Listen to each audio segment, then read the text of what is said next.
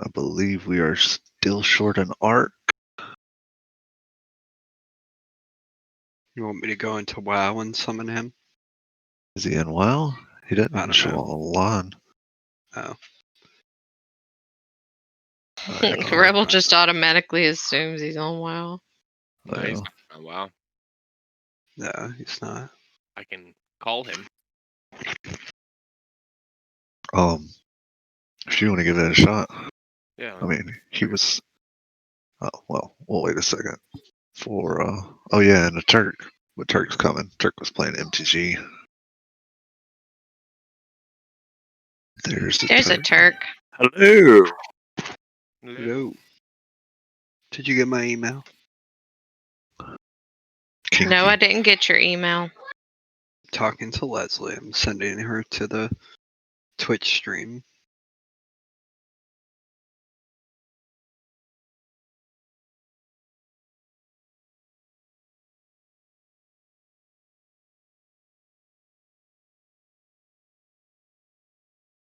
Oh. So Keldor dies tonight? What I heard in Yeah, that's what I keep hearing. I would literally have to be attacked by like 10 dudes and you all just let me die. Mm. It would be mean. That's the thing, though, about climbing a fairly straight up and down mountain. Ooh. Might not have the best footing. Yeah, Do what? and I'll just wild shape my ass into an octopus and grab a hold of a tree branch or something. And then a bird flies down and eats you. It's a giant octopus. Anybody want calamari? Ooh, tasty. I'm just as strong out of the water as I am in the water. In the water, I can stealth better. Obviously, that's a lie. What are you eating? Cranberries, dried up cranberries. Oh, craisins. Yeah, those things. Dried up cranberries. Did you get a hold of Art? I didn't try calling him yet. I thought you said you want to give him a second. Oh, you said give me a second, and I was like, all right, so he'll call him. Let me. Well, I don't even know where the fuck my phone is. Give me one. Cool. All right. So, I am stoked about tonight. I think it's going to be good.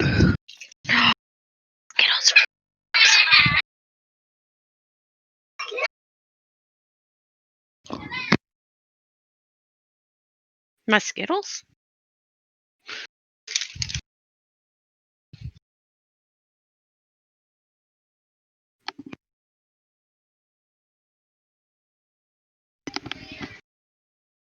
Love you. Love you more.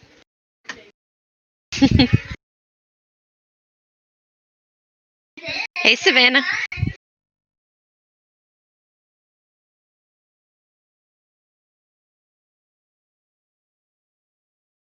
He's up. Look what I got, Shyla. Did you say he's not coming?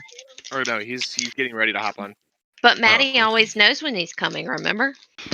Yeah, but not this kind of coming. I don't know when he's going to show up. I just know the other when he's thing. gonna. Yeah. Do that again, Rebel. Are those the kind of noises you make? No, I'm quiet. I've had the cat's breakfast and dinner. I've had them twice. At the same time? Not at the same time. I'm not saying this cat's probably happy and fat. One of them's too fat. He's on a diet. I tried to put mine on a diet, but the kids wouldn't stop feeding the cat treats, so I gave up.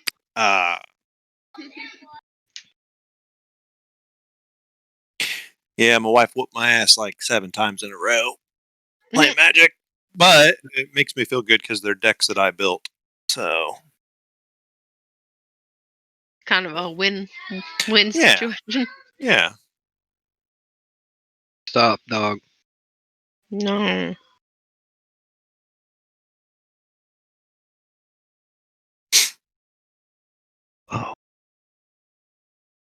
I got my auction house and my garrison today. Good job. Nice. It was I've a got lot of most. work. Yeah, I've got most of the components for that. I think I'm missing 2.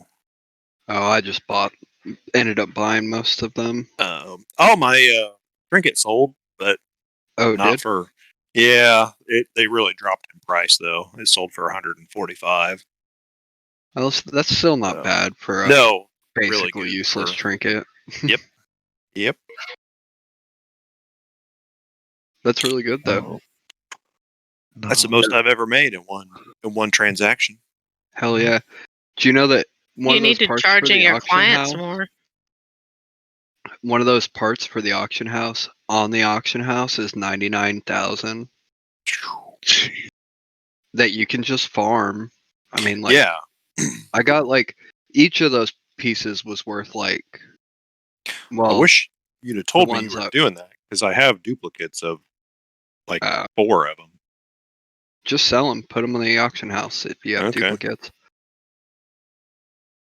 Because I ran like I ran high mall in a Mhm. couple of runs and didn't get any drops. I was like, screw this, I'm just gonna go buy it. So I went to go buy them all, and I found them all like pretty cheap, like between 1 and 4,000 gold per piece. And except for the one that you have to like just farm off of mobs in like Shadow Moon Which or one is it? Do you Talador and know? a Grand. The cooling thing. Ha! I've got 2 of those. Yes. So Just I rub it in. I know. went I'm and excited about that now. Mhm. yeah, when I went to so I went and started to farm those. I got like 2 pieces in 2 hours of farming, and then Yeah. bought the other 2 because I got the super expensive one.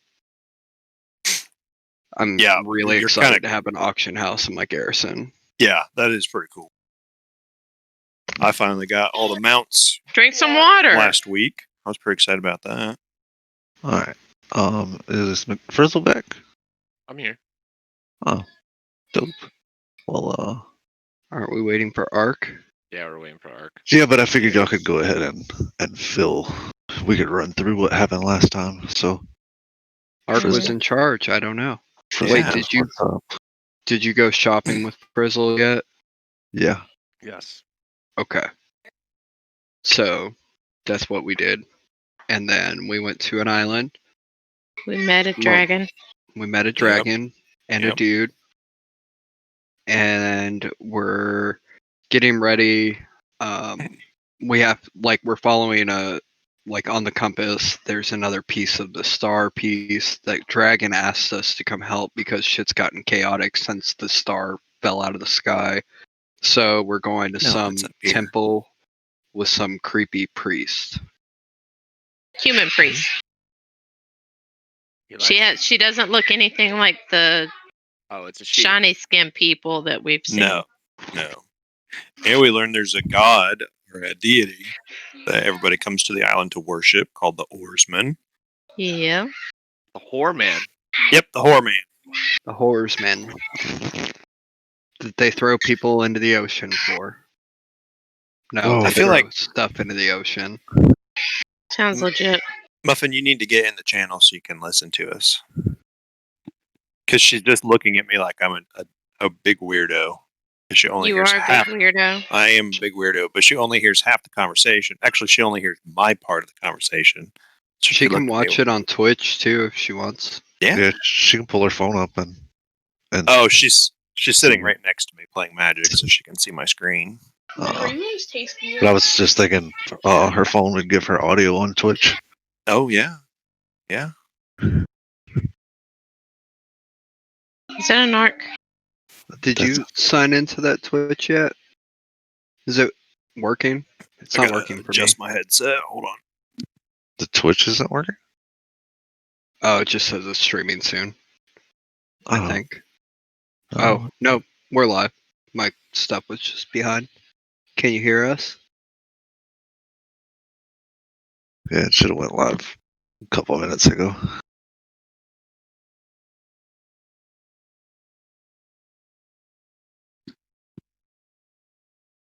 All right. So, yeah, all that all that goodness that y'all just recapped happened, party decided to take a night's rest on the boat before setting out. So I don't think y'all have anything that a long rest would help with at the moment. But if you do, you can do all of that stuff, and y'all awake to a new day, docked to the group of docks at the base of the giant spur. What would you like to do? We should gather supplies to take with us on our trek up the mountain. And I think for the most part, it's kind of just assumed that we have enough, unless we get put into like an RP situation where we're starving, that we have enough food like in our packs, right? Yeah, We did just stock up while we were at the big boats and everything too. For the ship, I Yeah. mean, like, yeah. Well, individually. we took some sandwiches. Starts carrying the picnic basket. Yeah, yeah. All right, Yogi. In my backpack. No, Yeah, think- I mean, we all have packs and shit. I think the presumption with 5e is that you carry about 10 days worth of rations on in your pack with you. Okay. All Which right, well, let's go. so y'all are heading off the boat and up the path beside the little hut. Yeah, heading towards the temple. All right. Um, So you Is this a good horseman? Or a bad horseman? Sorry, I guess sorry we'll to find out. disappoint. They But- call him Grizzle for a reason. He's the or The Like- whore. OAR. Whore. Sorry. I was thinking WHOAR. ORE. oh my gosh. No, like an oar, like a heave ho, Like on a boat. but not Yeah. a hoe, not like a whore. You said he ho. Did you think like he was a minor? I don't know what the hell I was thinking. So you said that how long is the travel, you said? Like up the mountain to the I think temple? he said Um, like 3 days. Yeah, talking to the gentleman at that kind of oversees the docks, he said it's about 3 days up to the temple. And the temple's kind of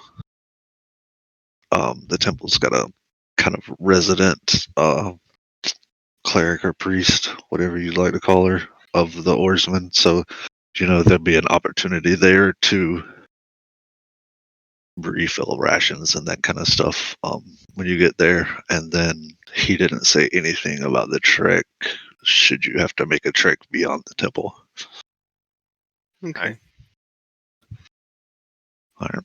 So Other than the fact people who go up don't come back, and a lot more people than usual have been going missing. Instead of 15 a month, it's been like 15 a week.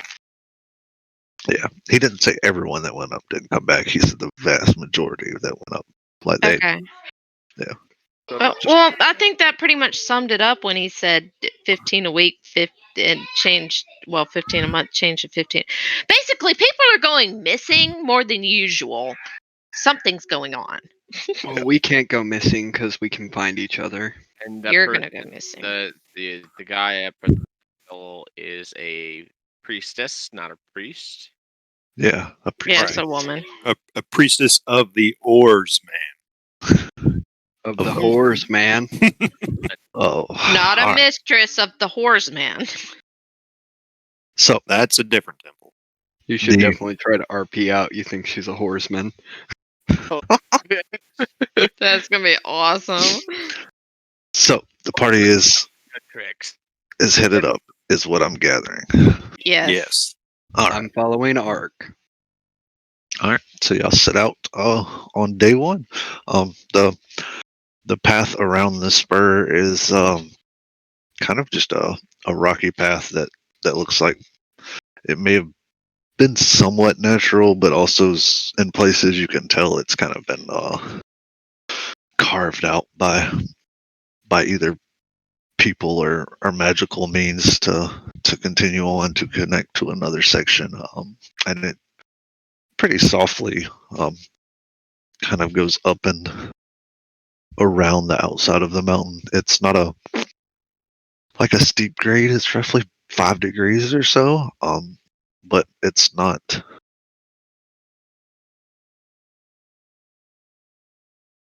If not what?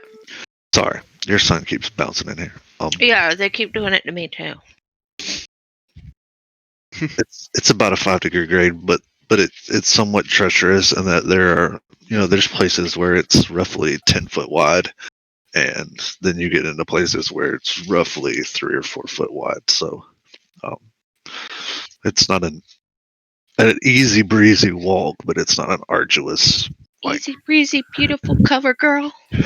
it's not an arduous climb where you're having to No. rope and Okay. tie off the stuff. No. So you get about 2 to 3 hours out, which you may be gone around about half of the or the circumference of this spur. It's kind of mid morning creeping on to midday, or late morning creeping on to midday, and I need everybody to make a wisdom saving throw. Oh gosh.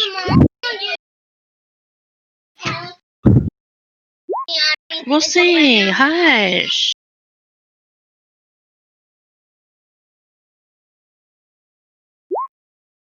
What? You drink loud. Sorry. Holy shit, that's a bad roll.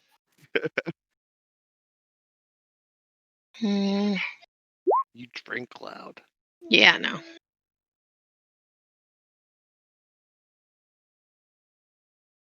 All right. So, as y'all are walking, just looking, kind of out across for the most part, you looking out from the trail, you only see the ocean. At this point, you see maybe 20 to 30 yards away from you, like out almost just over nothing, a very familiar face and body suddenly appear. Did Turk's dad? No. No. And he looks at you and goes, ah, and then he disappears. And Well, about that was interesting. 5 seconds later, about 5 yards behind the party, he appears again, and it is your magical hillbilly friend. Cinderella. Well, it's about time you showed up. Who dis? And Oh, This is Syndrome, the guy who sent Andrea. us on our adventure. Oh, I don't We think kind of Eric- work for him. So the party took on the kind of quest, and I'm just doing this because I know Drizzle doesn't know 100% of it. The quest for the star, for the Alabaster Academy in the Greenwald, which you would have heard of. And Cinderella is kind of the point of contact for the party. You can see his Oh. beautiful face. Oh yeah. Is it in there? Yeah, he's under handouts. Cinderella. Yeah, Here we go. I can show you his picture.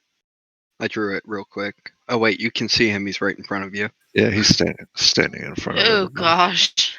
Yes. His eyes are white because he stared at the sun because he's a stargazer. Yeah, he's not the brightest dude, but that's Cinderella. but you guys are taking orders from the brightest dude. Mm-hmm.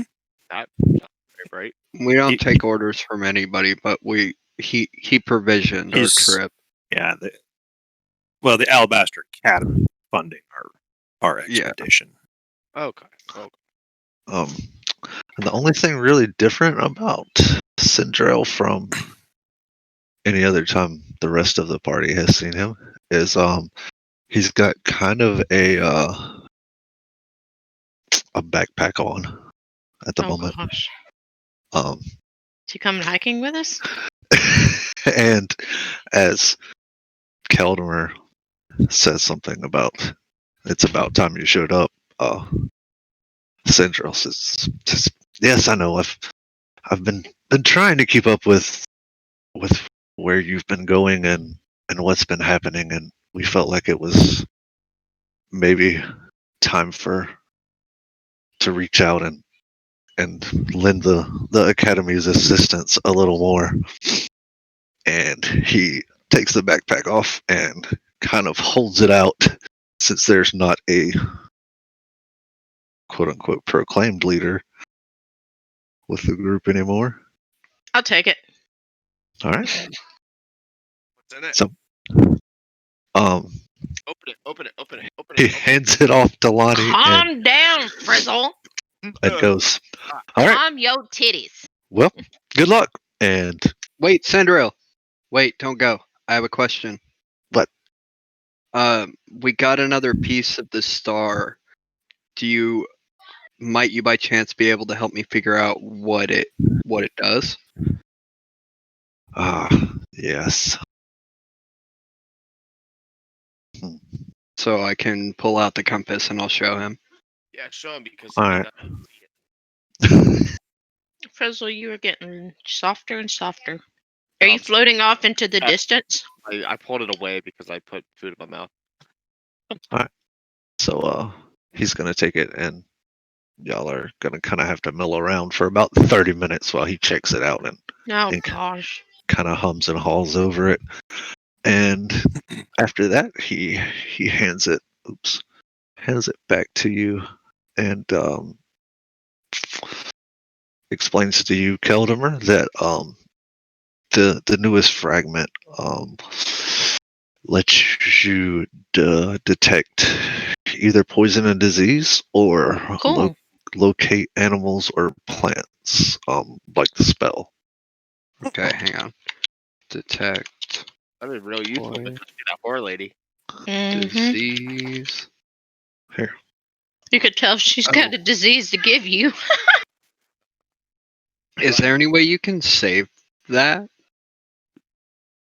Yeah, I've got it exactly like as a map on here right now, but I'll save it and like It'll save me journal from it. having to try to keep it in Yeah. my thing. Or you can just ask, and I can kick you over to it at any point. Okay. What does it detect or locate animals or plants?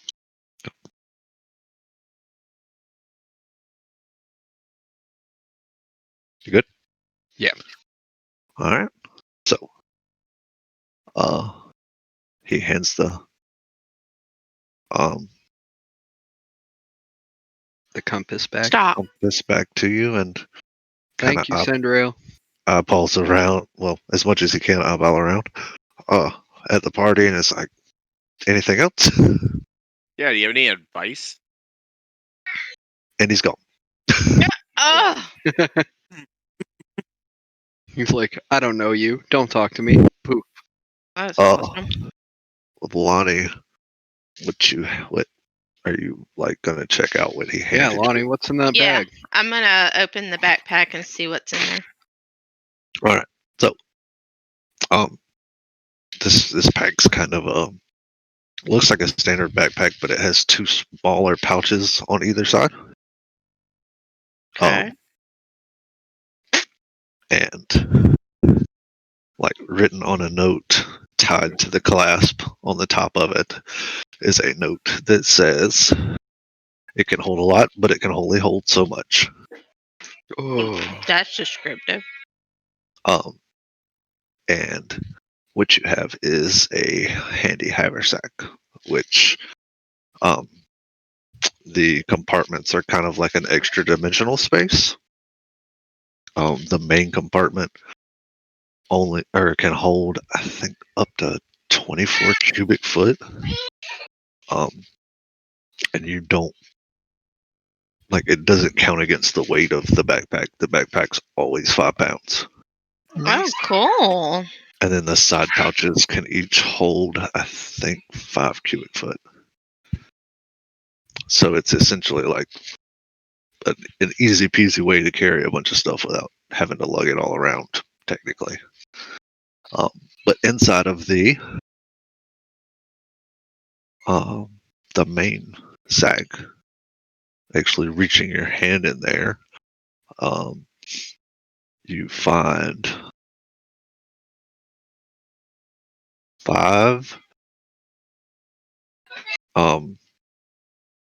different little pouches, like kind of simple pouches of the same size, and then 4 other items inside one. of inside of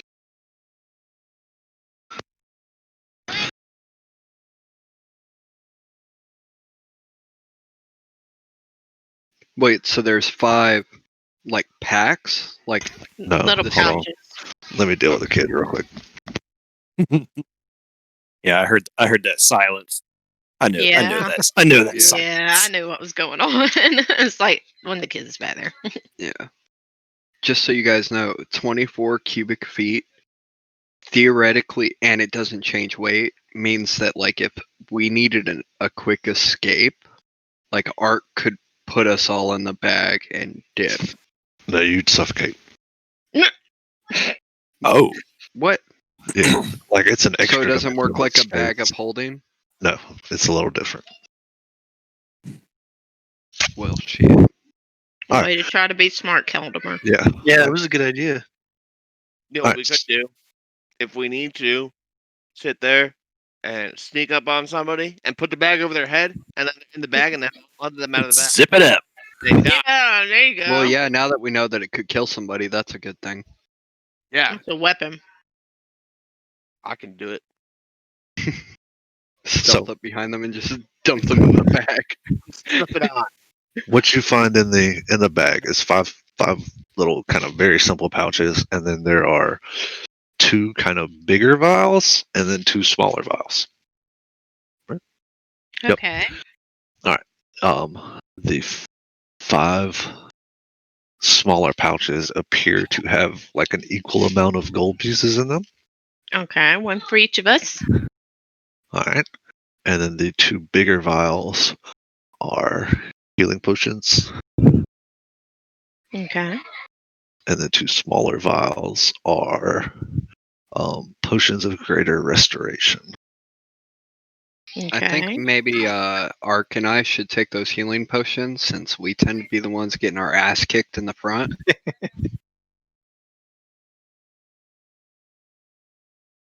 What are Just the saying.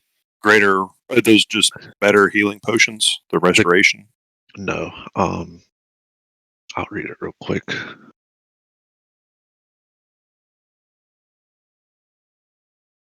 Greater restoration. So, they undo a debilitating effect,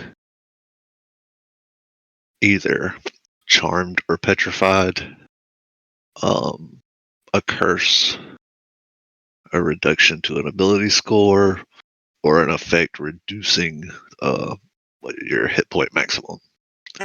Okay. And you said Lonnie, you said you gave a pouch of gold to everybody? Yeah, I'm gonna give 1 pouch a piece of gold. So I guess we need to know how much gold's in it to add to our sheets. All right, so you can all individually add 200 gold pieces. Woohoo! Shit, we just got Ooh. rich. We gotta go back to the store. Fuck this trip. Let's go down. I don't think there's anything we can buy for 200 gold still. No, Buy but if we some more combine all of our Oh money yeah. into yeah. one super money and one super item, we can Yeah. get like One Ark like super money. a crazy ass like weapon or something, and he'll just, wreck shit. Yeah. You made it sound like we were going to combine all our gold into one super coin. Yeah. Well, I'm not like discouraging you from doing anything, but you're also like It's going working, to add on to our trip, guys. working Well, yeah. a, I'm- qu- a quest for someone also at the time. Oh, yeah. So Yeah, and I was just kidding. I don't actually mean let's climb our ass back down this mountain. I'm way too lazy for that. But we definitely have to remember to go by the shop on the way out. Okay. so all that sorted out, Uh-oh. y'all continue to make your way I don't up even the know what that is for. Why is there a roll here? up the well, you get mad if I don't roll in front of you. Even if you don't know what they're for, which is hilarious in my mind. I go stealth. It's entertaining. All right. I go stealth. Oh, God. That looks like damage. No, that's not damage. Oh, okay. Nick Dude, Frizzle, you know how much stealth is going to slow us down? Let's just get up this mountain, please. Frizzle just starts hiding out of nowhere. All right. Frizzle, So, please get back out here so we can make our trip Wait. a little quicker. So, Lonnie, are you going to carry that bag? Yeah, I'll carry the bag. So as What y'all should I are, give put us it the as? potions? Yeah, I'll give one potion each to Ark and Keldmer. all right. I'm hiding, but I'm on. But Ark is carrying me. Do you What say it should was I just put? a healing potion or a greater healing potion? Just a healing push Okay. Should I just put what should I put on my thingy thing? for your backpack. A Mhm. condom. Handy haversack. Oh, you're gonna have to spell that for me. Type it. Yeah, hold on. I'll Haversack. Haver. Haver. Oh, HVERSACK. Yes. Haversack. Yeah. Okay, I got that. And then 2 Uh, restoration potions. You said 5 pounds. Yeah. Greater potion of restoration. Okay. You can just load all your shit into there now. Now you just have a gangster backpack. Yeah, you can have a 2 stick. We'll just use Lonnie as our pack mule from now on. Oh look, I found 35 swords. Pshing. I'm offended. Yep. All right. So as y'all are continue on after encountering Sindril and having this somewhat odd encounter with this odd individual, as you're climbing about midday, you start to hear a almost like a lonely kind of voice that seems like it's singing off in the distance. Ooh. But it's not. You don't think it's coming from like on the path. It almost sounds like it's coming from out in the Like sea. on the wind. Yes. Okay. Who farted? Can't hmm. Can we hear words, or is it just like a melody? It's more just a melody. It seems kind of Faint. well, almost lonely. Not like depressed, but it just almost sounds like someone singing to someone they've lost or um someone they miss dearly.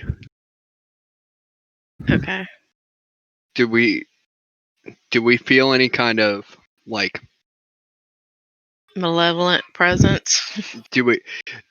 are we being called to this sound? Do we feel like a tug towards it? No, Like like siren? Okay. Yeah. it's a like a, even though it's sad, it's pretty beautiful and not, it doesn't draw you to it, but you kind of get the sense that it so what I'm looking for, almost like a song that's been sung before by many people who have lost someone. It feels more like the song of multiple people over probably generations that have lost people as Folk song. opposed to yes, just not a like a happy go lucky folk song. A sad folk song. Okay. So do we like? Should we try to go towards the sound, or should we keep up going up the path? No, I mean the party. We keep going up the path. Yeah, keep going on our Okay. journey. Yeah. Don't get distracted by the voices. Come on. I mean, that's the one mistake white people always make. It's like, oh man, I heard it creaking upstairs. Oh yes, yes. Let me go check keep it out. Yes. No, fuck no, we're not doing that. And then we'll be running and tripping over stuff, and then it'll catch us, and we'll be dead. My No, legs, I don't die. I cannot run that fast. Okay, He's got little legs. little tiny legs. Little You can baby- ride on my back. Oh, okay. All right. So as Can I y'all ride on your back? No, you're big. y'all continue on, you find a not really an alcove, but kind of a wider flat spot that y'all are able to stop and kind of have a fairly brisk lunch at and continue on your way through the middle of the day and No, go away. into the evening. And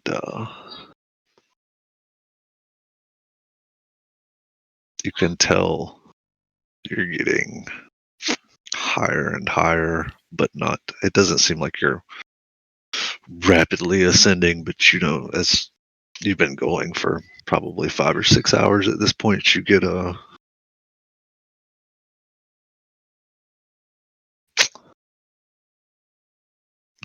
good sense that you're gaining altitude as you're moving through the day. Oh, like the air's getting thinner. Yep. Gotcha. The air's getting thinner. The birds kind of flying around just near the land are less up above you and more kind of like out beside you. That kind of stuff. And you said it's like evening time? Yeah, it's going through midday down into evening.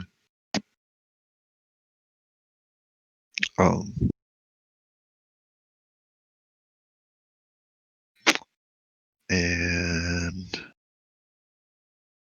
as it starts to not quite turn dusk, but the sun's kind of starting to go down closer to the horizon. Oh, damn big guy. You see a head in your path, not entirely blocking the path, but Ahead? ahead of on No, the path. ahead of us. Oh. Yeah, In ahead. front of us. Like, oh my gosh, who put a head here? You see a Clark's cat. pretty good sized He did steal a skull out of the tomb. boulder His name is George. that's His name was Alfred. What is it? on the path in front of the party. It's not completely obscuring the path, but it's big enough to kind of be of notice. There's a pretty good sized boulder that looks like it's come down from somewhere up above and landed here on the path as you get close to it. Can we like investigation check like the rock face to see if we're gonna end up with a boulder on our head? I mean, you can make an investigation check. Or a perception maybe? I think perception would be like if there's actively a boulder coming at you. That's true. Well, Like, yeah. are you wanting to look at the boulder that's on the path, or are you wanting to look up to see if? I'm wanting to see if anything else is gonna come fall down on us. All right, then you can like make a perception check to look up the side of the mountain. I Back think we should towards- check the rock out too. Oh shit. I don't notice anything. Well, I mean, looking up, you don't see anything. Like that would have actively thrown or made this rock fall, but you're also kind of just staring up almost a sheer wall of rock, so there's Okay. nothing really Almost as good as your discernible. octopus stealth. You say you're just gonna stealth? You, I said that's all just as good as your octopus stealth.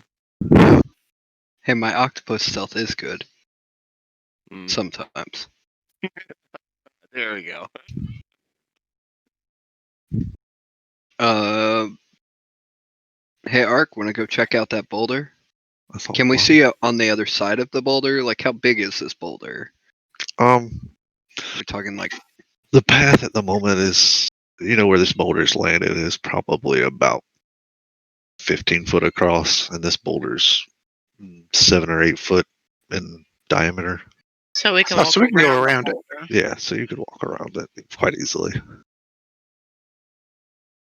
can we tell kind of, like with like how it is in the ground, like how long ago this boulder landed here? Like is there overgrowth? Is there, like has grass started to grow around it? Does it look like a fresh? Yeah. Make an investigation check.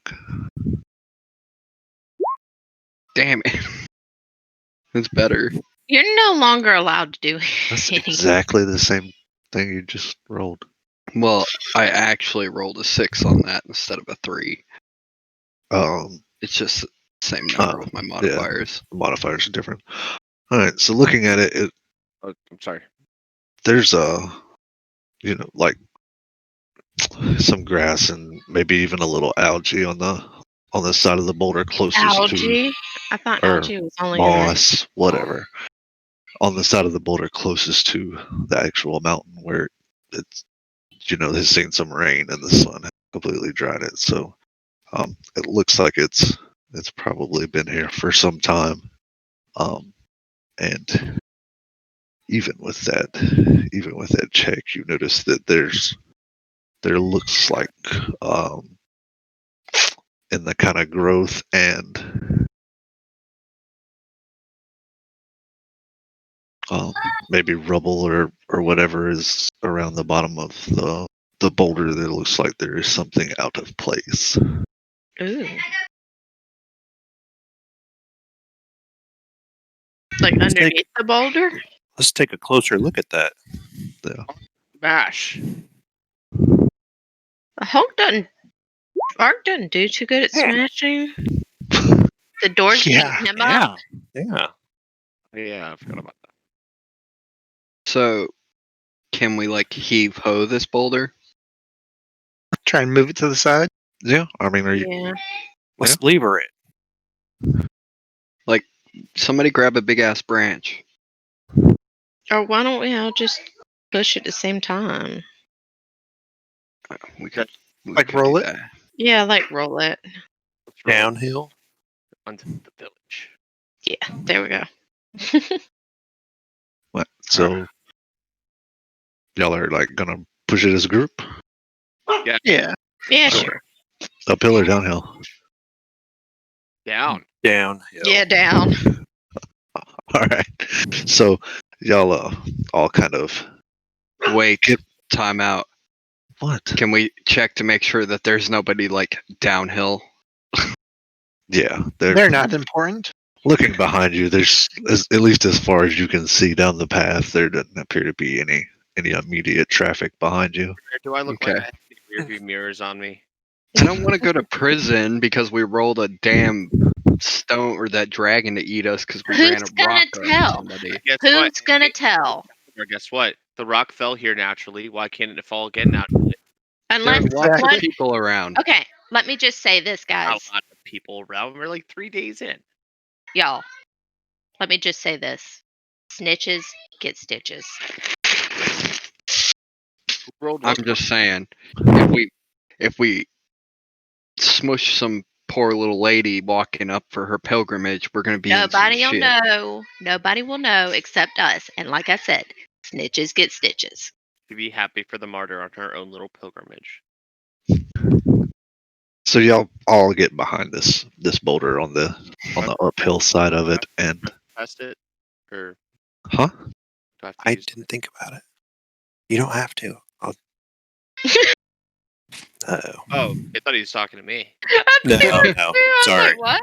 Yeah, I stopped Sorry. too, just because it was like kind of hot. Oh. So y'all give it a good a heave ho, and as the boulder kind of makes the first kind of movement, you hear a little bit of a Uh-oh. as it rolls over something, and it kind of just Uh-oh. takes several tumbles down the path from the direction you've come, and then falls off the edge of the spur into the ocean. Uh-oh. Investigation. What did it just run over? Yeah, we need to investigate what that? it just ran over.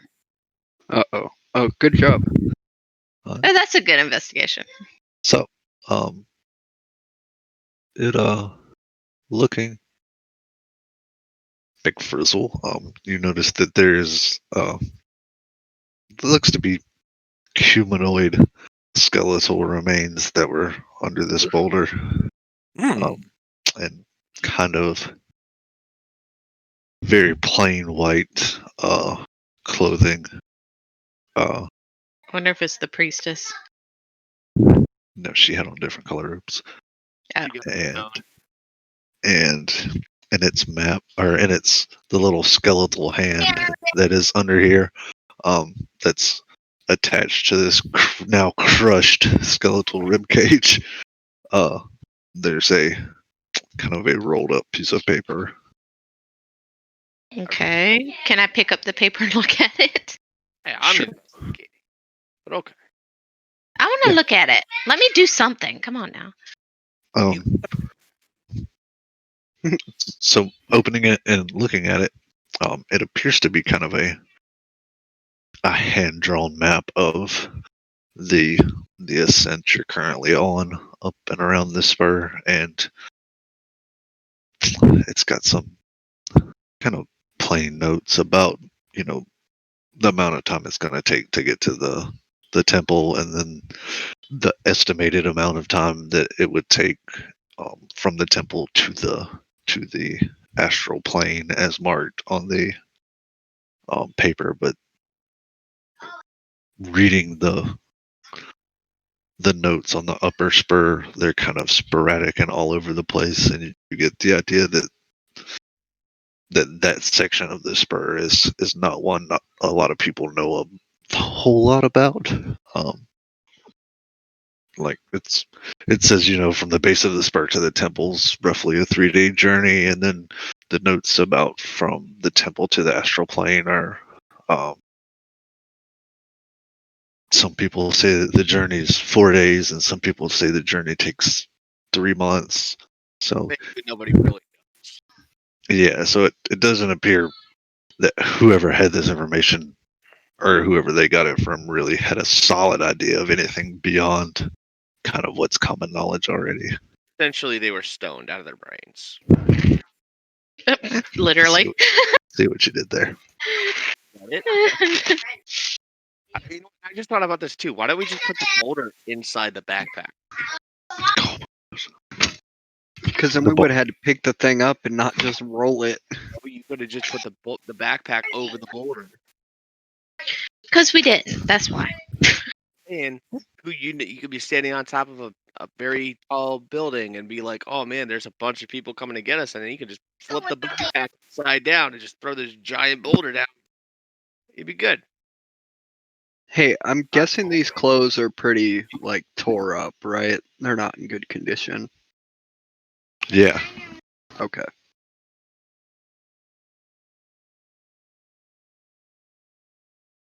Onward. All right. Wait, Ark, what do you want to do? Yeah, I mean, if we got the paper and their clothes are torn up, I don't think there's really anything else there. So let's keep going. Onward. You go with that?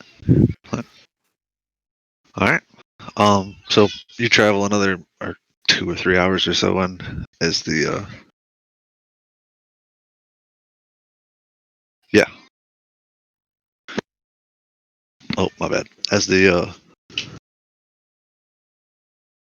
the sun sets, you come across a kind of natural alcove set alongside the bath that's got a ring of rock in the middle of it, and there's already some ashes there that looks like it's a pretty common place for people to stop and set up camp on their journey upwards. We investigate and see whether or not there's when the last time somebody was there.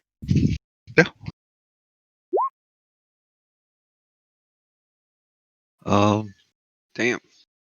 looking at the ashes and stuff, and just the general wear of the site, it looks like there's probably been people here within the past couple of days at least.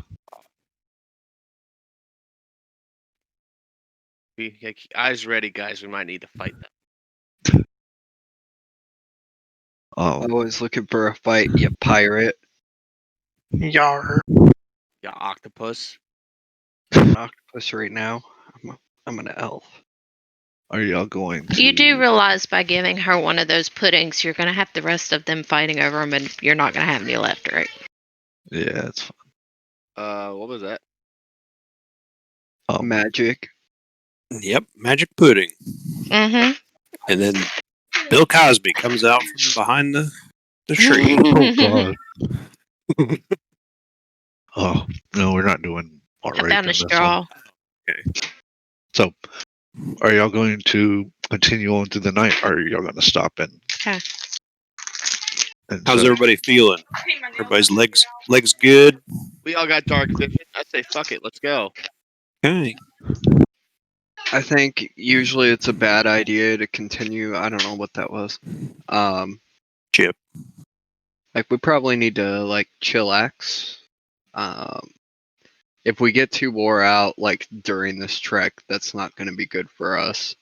Especially Like if these other in the people event. are hostile. Yeah, in the event that we run into something dangerous, we don't want to be exhausted. All right. Well, I could take a break. Yeah, I mean, I only need about 4 hours. Yeah. That's Yeah, you and I'd have to like keep watch, but you never know what kind of penalties get thrown at you if you hike for 2 days straight. It's not a good idea.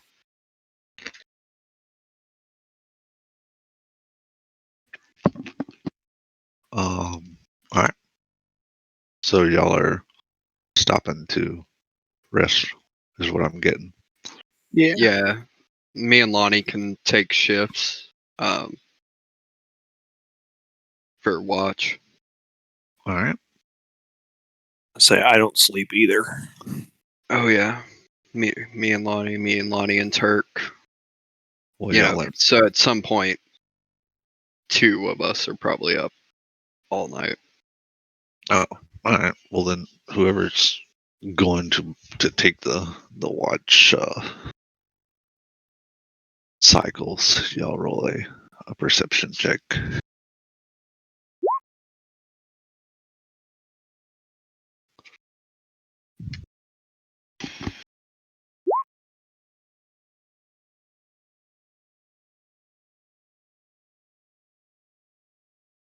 Am I just going to click on it out of the skills? Yeah. Yeah. Well, Hey, all right. So Keltmer and Naroth, y'all, outside of seeing the usual kind of, oh my god, yes, if outside of seeing the usual, kind of birds towards the evening and early in the morning, you don't really see or hear anything other than the lapping of water against the bottom of the spur, and um,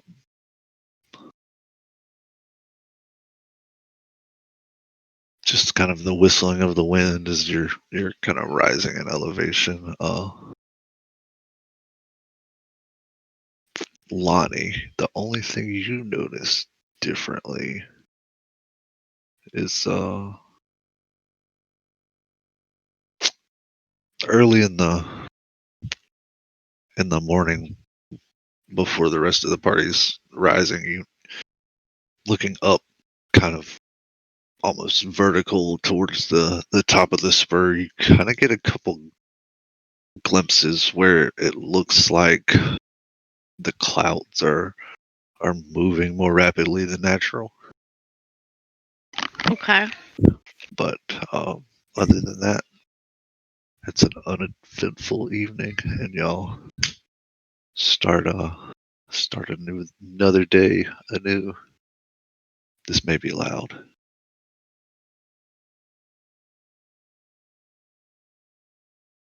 All right, it's not that bad. Can y'all hear that? No. Nope. No, I don't hear anything. Very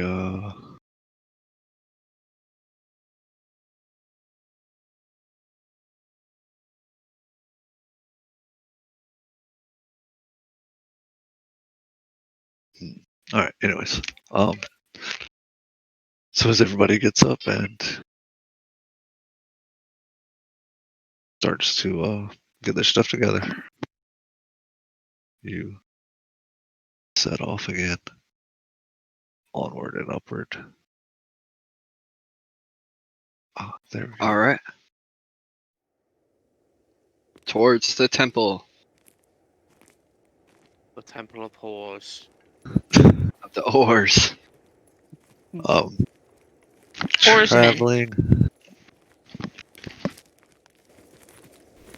Potato. traveling upwards. You do come across fairly early in the morning. A very obviously kind of chiseled out monument in the side of the spur. Can y'all hear that now? Yeah. All right, cool. Yeah, that's cool. That kind of looks like maybe a priest or an old historical figure of some type related to the oarsmen of dwarvish heritage, and there's several weapons kind of adorning the monument that's been carved in. One's a battle axe, one's a war pick, one's a warhammer, kind of all in different settings around this dwarf. Wait, so they're like carvings or they're like weapons set by the carving? The actual dwarf himself is a carving. The weapons look like, someone kind of carved a holder out within the rock with the carving, and the weapons are actually like recessed almost into sections of the carving. But they look to actually be separate entities from the rock. Can I detect magic? Yeah. With a compass? Yep. Outside of the stuff on the party, nothing really, at least nothing with this carving or the weapons that are on it seem to still light up.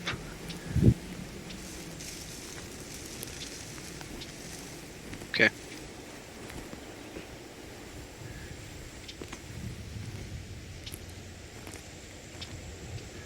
Anybody else? Anybody have any rum? I'm sure you do. I wish I did. He's using his flasks to house us in. Is There's there nothing any? in particularly special about the statue, like anything we notice out of the ordinary. Make a perception check. Well, dang it! I just walked away. It's hard to make a perception check when you walk away. No, I had to get something to drink. You're not very perceptive when you're not even here. Shut your mouth. Oh, All right. um, There. looking at the carving and stuff, the carving of the dwarf seems to be very old, but and even the weapons, the wood and the metal in them kind of show some wear. But the weapons do look like they've got some. What am I looking for? Some extra kind of care taken to their make, and there's even a couple of jewels set within the handles of each, and that may be worth more than the normal run-of-the-mill weapons of these types. Can I take them out? Wait. Should we steal them and sell them? Yeah, can I Wait. None of can I sleight of hand it? with Lonnie's perception check, nothing of it about it appears to be connected or trapped to anything. This looks like someone at some point carved this very intricate monument and put these items here and as homage to an ancestor of the past or someone that at some point in history they felt what am I looking for?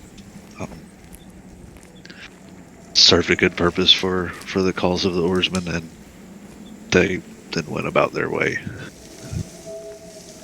I would like to sleight of hand them. Oh my gosh. All right, you take them out without much effort. It takes a little bit of a jiggle to get them out, as they've been there for what seems to be some time, and there's some sediment and stuff that have made them a little tighter over the years, but you're able to take them out without much effort. All right, Lenny. Can you open up the backpack so I can put these in there? Sure. Smelt these babies down and get some money. Get the gems out of them. So Do I need to put them on my inventory? Yeah, you may. Do you want me to make a channel where you can just keep up with the random stuff, Yeah, that's fine. like a party inventory channel? Yeah, Yeah. that's fine. Alright, I can do that real quick. We gon' be rich. We gon' be rich. Yeah, that isn't Or until something somebody really, comes really behind bad us is gonna happen and to it was us. like, hey, there were some weapons in here. They were meant for this, and now this deity is fucking pissed at you. I don't know what you're talking about. What weapons? You can check our normal backpacks. I usually try not to anger the gods. Who's angering the Oh, gods? Here, I'll It put must it. have been the same person who threw the rock down the cliff. Think about. I'll throw them in here, Lonnie. Gods aren't usually that daft. Daft. So it was a jeweled battle axe, war pick, and a jeweled warhammer. The three, right? Huh? There were 3 weapons? Yeah, there was a battle axe, a war pick, and a warhammer. Okay. Who wants one? I thought they were going into the bag. Yeah, but what I'm saying is who wants to claim it, or are we just all claiming it together? I say put it all together for the party. That's cool. And we can split the profits when we sell it and smelt it down. Yeah, Yeah. just Yeah. split the profit 5 ways. For whatever god happens to be listening, I had nothing to do with this. I didn't whisper that. No. I don't want your profits from your stolen All right, 4 shares. stuff off of a memorial. Their office like sweet bigger cut. Woohoo! Alright, so continuing on, midday the party's made pretty much a full circle of the giant spur at this point, and looking down you can see the chain of merchant boats in the harbor that are kind of growing and shrinking here and there that you visited before you started your ascension, but it's it's really getting a little down there. Here. They're a little what? It's getting It's like smaller. Yeah. Oh yeah. The perception wise. Yeah. You're probably between a mile and a half above the water at this point. Can we see our boat? Is it okay? It look good. You can't comfortably really look over that far We'll just buy a new boat. because you Well, would be. I mean, What if Hal dies? We'll just buy a new Hal. you'd have to kind of lay on your stomach and kind of scooch up to the edge and look down to see your boat. Like Yeah, I'm not It's- doing that. it's almost directly vertical under you. Yeah, no, thank you. Yeah, I'm good too. Hal can handle himself. Um, On the And- bus. continuing onward, y'all stop for lunch in a little flat spot and continue on through the afternoon. As the evening comes on, it kind of gets a little windy, and there's a very kind of fine uh, drizzle that almost feels like a mist off of the sea as opposed to actual rain. We're feeling drizzle. God. Drizzle, you feel really nice tonight. Oh yeah. You Gross. the clouds above you are a little darker than they were when you started out, and you in this kind of drizzle slash mist of water, you turn a corner going up the path, and standing on a kind of a ledge that juts out from the pathway, you see a man who's got on a fairly dark cloak that looks to be pretty drenched, and he's just gazing out to sea.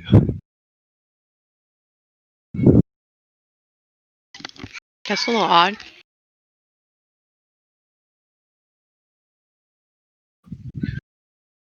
Does he see us at all? He doesn't appear to be either aware or reacting to your presence. I say we talk to him. I think so too. Probably just a pilgrim.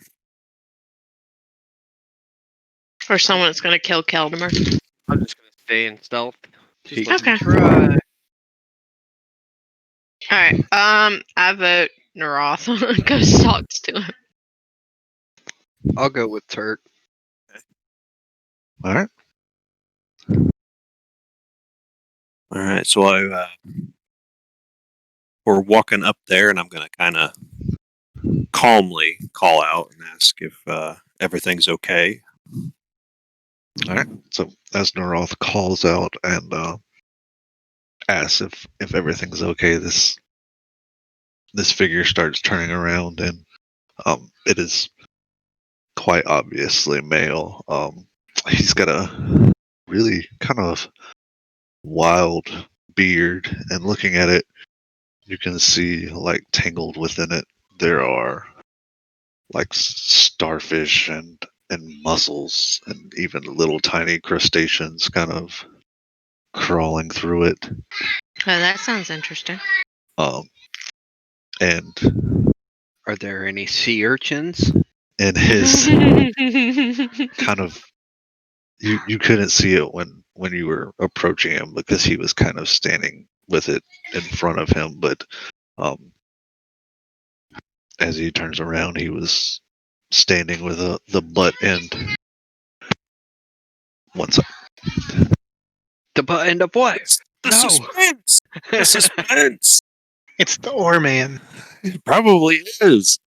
I think he's like He's probably pissed off Davy we stole the Jones weapons. from Pirates right now. What weapon? All right. So he had the butt end of an oar that was kind of dead center in front of him, and the wide flat part was kind of up near his chest. So he's holding this black oar in his hands. And as he turns around to look at Neroth and Keldamer, as Neroth calls out to him, you see that his face is weathered and really like a lot older and gaunt than anything that seems natural, and there are no eyeballs in his face, but like Time to these run. dark black kind of orbs that have seawater streaming out of them. Oh yeah. Oh, peace out. And I need all of you to make a wisdom saving throw. I'm in stealth. But you're looking. Oh, I heard Turk yell, "Oh no." Oh, thank God. Alright. So Oh, Hark. Yeah. two different two different things. Alright, for Ark, Neroth, and McFrizzle. You suddenly feel like a tightness in your chest. And pretty much involuntarily, you kind of double over and start struggling to breathe, and the three of you start like just coughing and hacking up seawater and brine. Oh shit. Oh God, they're drowning. Um, and the three of you also get a level of exhaustion. For Told you guys. Keldamer and Lonnie, you each individually see a vision of yourself, um, like submerged beneath the ocean waves, and through the kind of clouded view of the water above you, you see a star careen across the dark night sky. And as you begin to feel like you're struggling for air, a calming presence just washes over you, and the water feels warm and inviting as opposed to cold and dangerous. And you get the urge to just let go and give in to the water. And you both get the oarsman's blessing. Oh, we get a blessing. Cool. I'll take a blessing. And Better than a curse. Sucks to be you, noobs. um, I'm going to link it to y'all so y'all know what to add. Keldamer, I told you about taunting the little people, okay? Well, look at them hacking and choking over on the ground. I feel good. The oarsman's blessing is once a day you may drink a pint of seawater, Mm-hmm. gaining the effect of a potion of healing. Oh, cool. Hell yeah. You said And- once a day? Yes. After all of your kind of individual little experiences, you know, Lonnie and Caldemer come out of this kind of trance that they were in, and Naroth and Drizzle and Ark get kind of over the feeling of having Drowning? water in their chest and drowning. Yeah. You look up and this figure's just gone. Ooh, that was creepy. Nah, he was cool. I liked him. I liked his beard.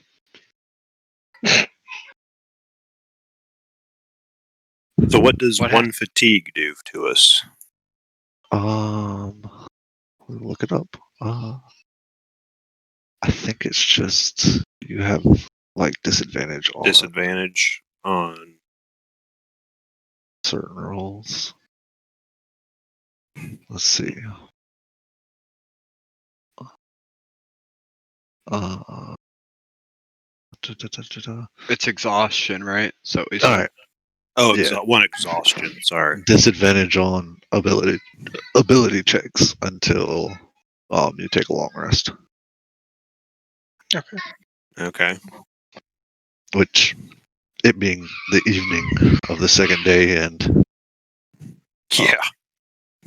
y'all make a couple more hours worth of journey up the mountain and find another site very similar to the one you found the previous night, where it appears that a good many people over the years have stopped and used this as a kind of a camp for the night on the ascent to either the temple or up the spur.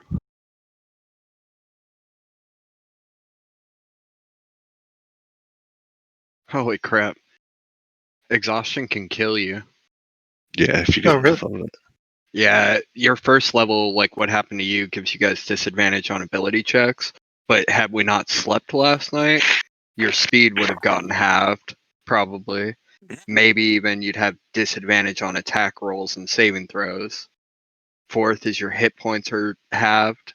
Fifth is your speed is reduced to 0. And 6 is death. Right. That's why you sleep. Yeah. Right. Yeah. Is this the point where you want us all to say thank you, Keldamer, for being the smart one? Ark agreed with me. McFrizzle would be like suffering right now. He'd be like, I'm stealthed. I can sit totally still. I don't need to move. Anyway, so we're camped. If that's what y'all are going to do. We want You- to camp. I want to sleep. His tune changed real quick. Drizzle's like, my bad, man. All right, whatever. I don't give a fuck what we do right now. I'm tired. Here, I'm gonna give him the little bit of rum I have in my bag. Hey. All right. So who is taking? Well, for the sake of brevity, the night goes by pretty much the same way as the last one.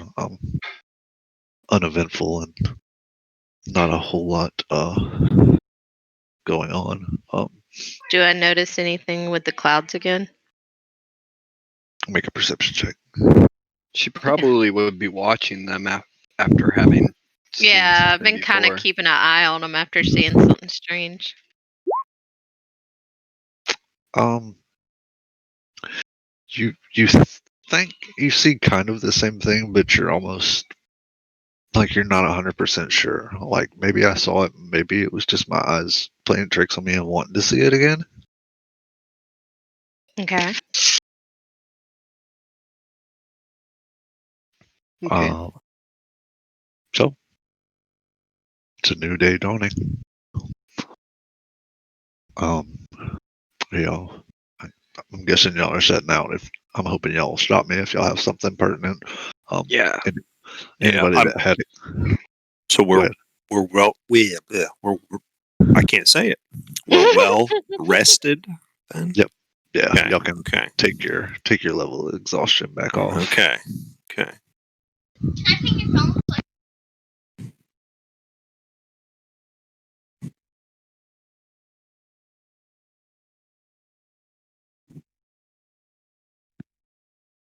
No, you're not playing on my phone. Y'all aren't All right. allowed to hold my phone. So, you continue your way up the spur, and about midday, you find a place to stop for lunch, and not long after you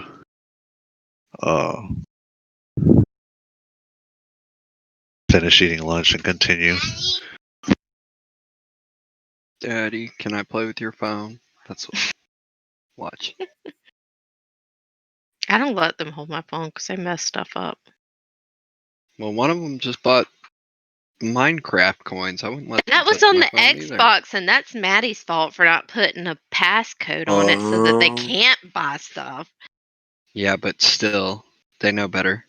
Shouldn't have to. That's what my dad would have said. Yeah, but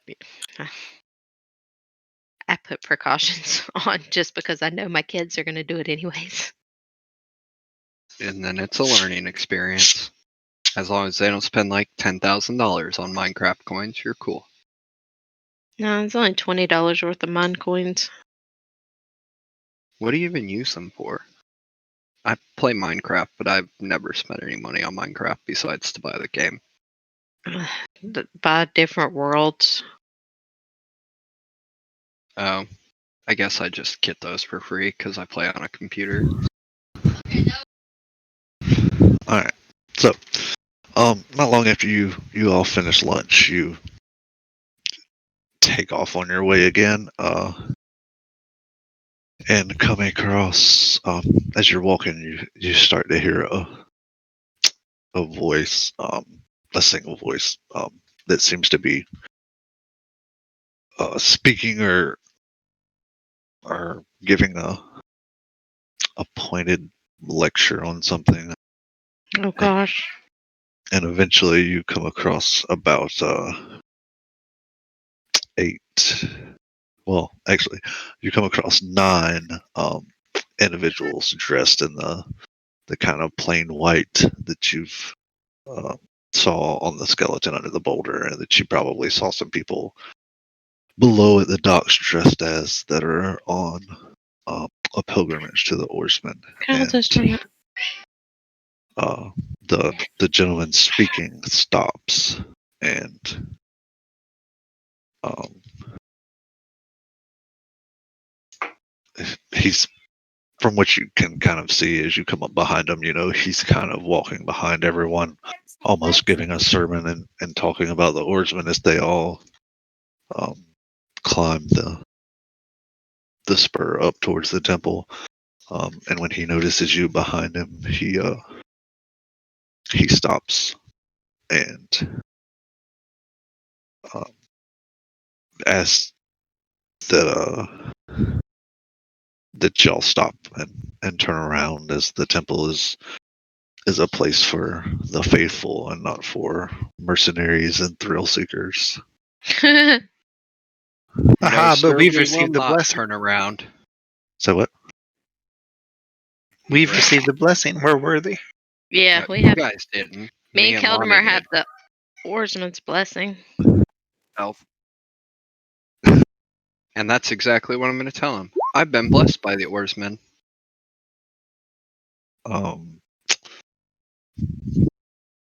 Make a religion check, Rebel. Ugh. I don't think. I hate these religious types. I also really don't like the religious types, so this is going to be an interesting conversation. Like your character or in real life? My character, both, probably. Oh gosh. All right, so as Keldamer, tells this guy that he's been blessed by the oarsman, this gentleman who's entered or who's identified himself as Ludwayne, is going to Lil ask Wayne? Lil Ludwayne. Wayne. Lil Wayne? Okay. Lil Wayne. Alright, Lil Wayne. I'm just going to call him Lil Wayne. Is gonna kind of walk forward or walk amidst his group and take this flask from one of them and present it to Keldamer and ask him to prove it. What's in this flask exactly? Make a perception check. Probably seawater, dummy. I'm going to hope so, but I ain't just going to drink some shit. Yeah, it appears for everything you can tell to be seawater. Man, I'm going to waste my potion? You Fine, don't want to. I drink it. All right. So appearing to be satisfied, Ludwayne asks or Lil offers. Yeah, Lil Wayne asks for or offers for the party to join his little congregation and they ascent the rest of the way to the temple. Does he know what? Lego. I mean, I don't really care if we go with you or not, but we're going. So let's just move on. If they're walking slow, talking to each other, sermoning, One we're gonna hand move on black and past one them. hand green. Can we sing Kumbaya on the way up there? I am not No joining their singing. cult. Well, he's not asking you to join their cult. He's just offering for y'all to like walk You're with going him on the pilgrimage with them. I and don't listen want to go on a to pilgrimage. him rattle on about the oarsmen the rest of the way out. Dude, we could learn something valuable here. And I'm going to whisper to Keldamir that 10 people makes a pretty good meat shield. Okay. I'm gonna whisper to Kalimir and say, "Hey, Remy can I Mills pick their Black. No. Can you what? pick their pockets?" What if Sure. they don't have pockets? Yeah, they probably you don't should. have pockets. All right, so Can as you, I do a perception check to see if they have pockets? yeah, You should be able to just look and see if they have pockets. I don't think you need to perceive that. Damn. all right. You know where every pocket on their person is, apparently. So looking at the He's a garb sneaky little guy. that they're wearing, it looks like most of them are pretty much simply carrying what's probably their offerings or something similar in their hands, and other than that, they all appear to have a bedroll and a little bit of rations affixed to their back, but no other real pockets or belongings. You get the sense that it's these pilgrims kind of have taken it on as like a bare minimum pilgrimage. I'm gonna sneak off to the side and whisper to McFrizzle, look at their offerings and find the most valuable one and steal that from their hand. Dude, see if they have on special underwear. As No, y'all don't are, look at their underwear, it's creepy. as y'all are walking up, Lil Wayne, there we go, we'll call it Lil Wayne. Lil Yeah. Wayne does ask, why the party's traveling up the spur. First for me, please. I don't really feel that we should explain ourselves to you. I'm sorry. What is the most expensive? I only used that so I could remove my polish. The that I already most had on expensive it. item they have, Come here. it looks like out of all of them, there's a couple that have like small wooden boxes that have been carved that almost look like kind of handmade crafts that they've brought to. Oh, don't steal their little handmade boxes, McFrizzle. What's They've wrong brought with as you? offerings.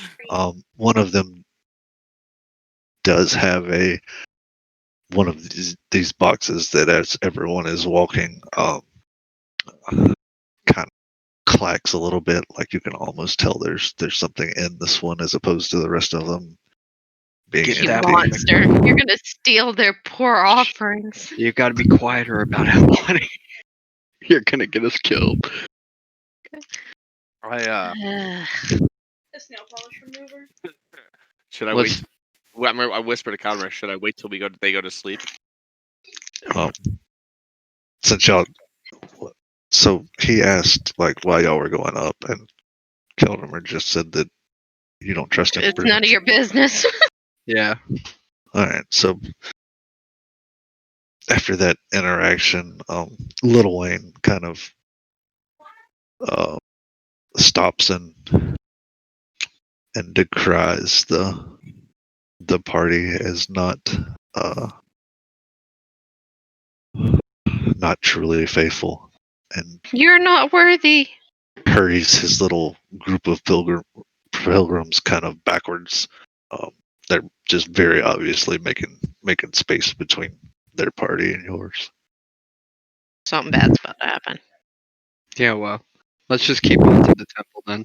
So I'm gonna Agreed. turn and look at Keldmer and say, "Do you really think this is a good idea that they're kind of backing down? There might be something scary up ahead." Well, There's no, they nothing scary. once they get about 100 yards or so behind where you're at, they are kind of obviously going to continue the direction you're going. They're just They just don't want to walk with us. yeah. Oh, Yeah.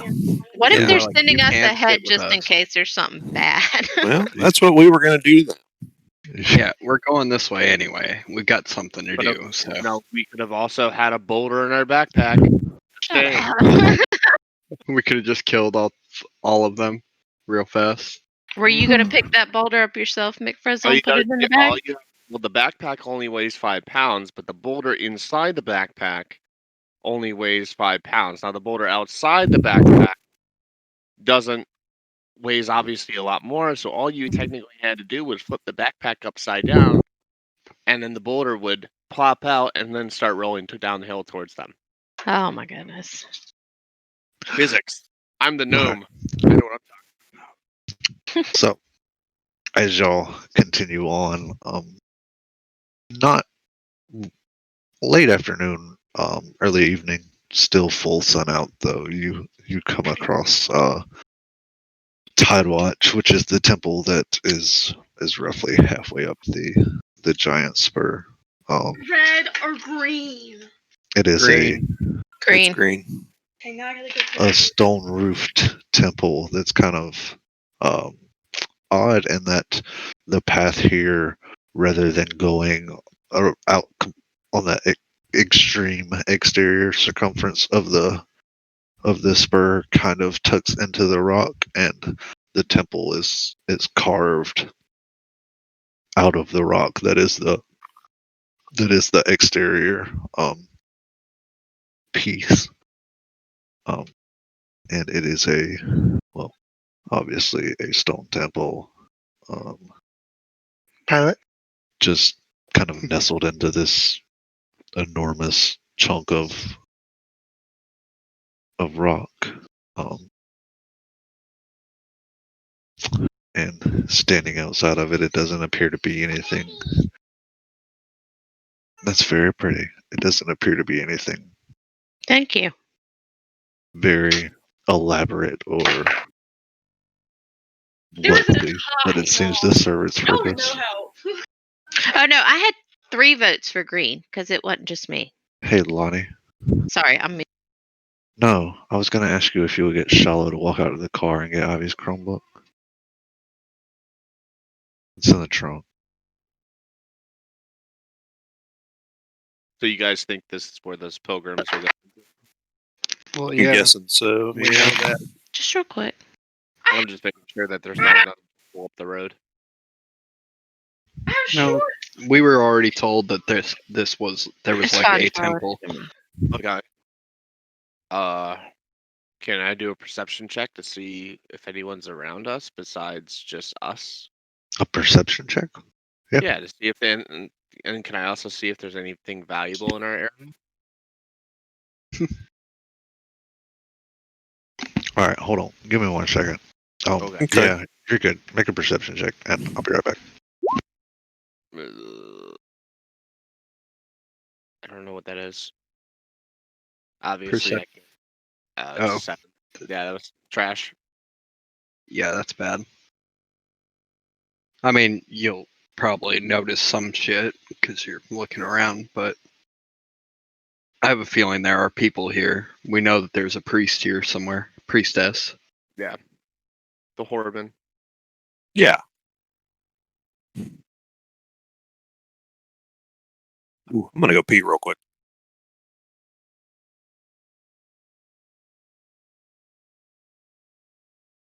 I'm gonna do the same thing.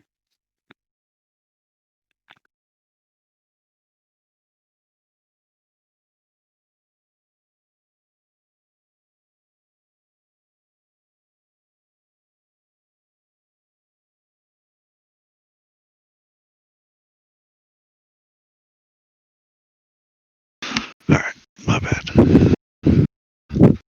I know 2 people went to pee. Yeah. Yep. Yeah, I figured That's a little earlier. I figured we would take like a couple minutes around 10 o'clock and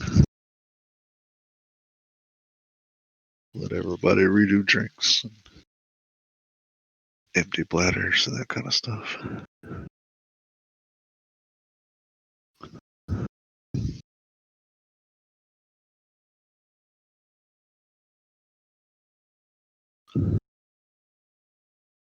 I'll wait for McFrizzle to get back to actually tell him what he sees.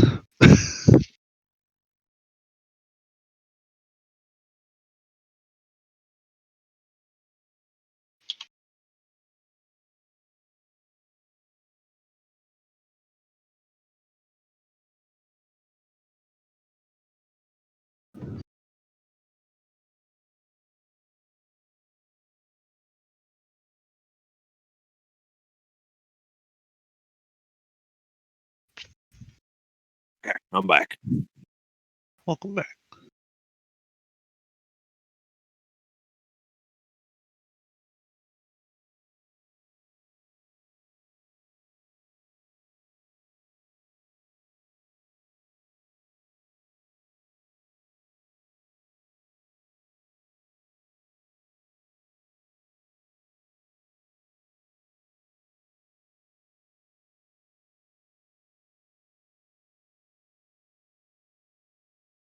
Oh, wait.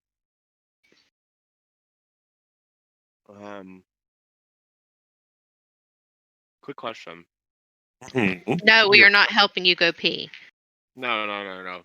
I have racial gnome cunning, which gives me advantage on all intelligent wisdom and charisma saving throws against magic. Yeah. So if somebody casts on you and you have to do a saving throw, you'd get two Right. rolls. Wouldn't I have done that back there? Probably. Because I'm assuming he cast it on us, although we wouldn't know. So maybe. Maybe. What was it? Wisdom saving throws? Yeah. Yeah. Gnome cunning, I have advantage on all intelligence, wisdom, and charisma saving throws against magic. All right. So re-roll it, and we'll see. We'll reverse 12. previous decision. Huh? Oh, you got a negative one? You literally rolled one better, which is what you needed. So, rather than choking up brine water and all that stuff. Sorry, I know that I completely missed that. Oh, you're good. It's always a learning experience. But now you're blessed by the oarsman as well. Congratulations. Thanks. You're one of the chosen ones. I am. Now you As can I drink touch your, seawater as I with pat us. you on your head. I'm not your pet. Oh my gosh, child. We got Turk back up. Yeah. Yeah, This he's stuff back. dries fast. All right. So with your perception check, Drizzle, you don't notice like you were looking for people and stuff. You can hear voices coming out of uh the temple. Like it appears there's Okay. some kind of population of people within it. But you can't really get a feel for how many or All right. what kind or what their intentions are or anything like that. Okay. All right. So what's the plan? Burn the temple down. What? McFrizzle! Let's look for the priestess. How about that? All right. You guys knocked me out of it. Never trust a gnome. Never Jeez. trust a gnome. You Trust got a it. gnome. Yes! 303 Rebel song. got it. All right. So y'all going in or I guess, yeah. Let's go Yeah. inside. Let's I'm still mosey on south inside. oh, my bad. The one other thing you do notice, Drizzle, Yeah. is every now and again you hear like a real hard clank, like somebody banging a hammer into an anvil or something similar, like that kind of real hard metallic ding. Okay. Ooh. Like a Mm. blacksmith. Yes. Art got a little too excited about that. They're talking about banging. All right, And hammers. y'all. A good It's- habit when it comes to dang it. you. I get so hungry when you say you love me. Evening Be careful. going on, the Stop beginning whispering of dusk on my ass. the third day. Y'all enter enter the temple, and what you see is kind of fairly simple. When you first walk in, there seems to be a kind of a big open common room opposite of where you enter the temple. You can see a set of stairs that kind of just lead up to a platform that from entering in the doorway looks like it just juts out or is a view of the ocean beyond, off the side of this Spur. And to the right side and to the left side, there seems to be like two sets of doors that would be two different chambers on each off of each side of this main chamber. And there's a couple of pilgrims that you can see um, milling about. Some go in and out of the three of the chambers, the two on the right and the closest one to you on the left. I did it, Mom. Good job. Look at him. You didn't even And look at him. you see the what appears You to did be pretty good at painting the my nails. priestess that was described to you, wearing kind of blue and black robes with long dark curly hair. And Is she hot? we can here we can just give y'all a Y'all are a bunch of horny guys.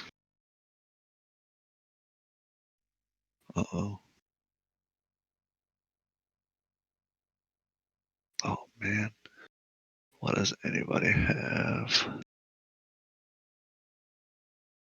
Vision. I mean, it's a natural question. It's down at the bottom. I had to wheel out. It's a really big map. Oh, I see now. Oh, okay. There we go. There we go.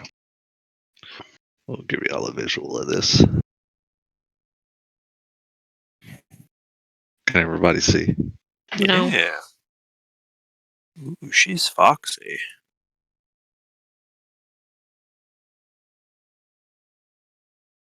She, as y'all enter, she's gonna kind of approach and be like, "Why is this dude standing on me?" I'm just kidding. Ah, What? the map is not cooperating. I can't see anything. Oh, Use your Zoom left out. mouse button. Yeah, zoom out just a little. wow. I see it. I might have. Or I your got right it now. mouse button, I mean. That's what Yeah. I was about to say my left does nothing. So as y'all all enter and are kind of seeing this, she approaches you and introduces herself as Sister Selka of White Lake. I messed up my pinky nail. Nice to meet you, I Sister need my nail Selka. polish again. And So, Sister Tucker, let me. I'm Drizzle, and what does it take to get a blessing around here? what? Oh my McFrizzle, I told you it's the oarsmen. Can I roll? Can I roll? Can I roll Can you roll a what? charisma? I don't know. Like a persuasion check? Yeah. Yeah, I guess he's trying to flirt. god. Horribly. Yeah, I mean, feel free to. He's Gonna one get kicked outta persuasive here. bastard. Yeah. So Big she, Frizzle's about to get laid. she kind of blushes at you and apologizes that this isn't that kind of temple, and also like as she's explaining this, she kind of gives you just a little sly wink. Um, but She she gonna does meet seem you later, Frizzle. she does seem like very overwhelmed also and flustered, and after she's propositioned by Frizzle, she asks if there was another purpose that the party had to ascending the spur and coming to Tidewatch.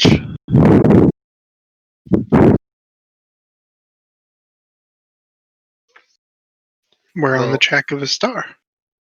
Yeah, we were sent by the dragon. Aurora. Okay. Um. So she explains that there's always a cleric of the oarsmen stationed at the temple, and they the last full moon, something very strange happened. They were doing their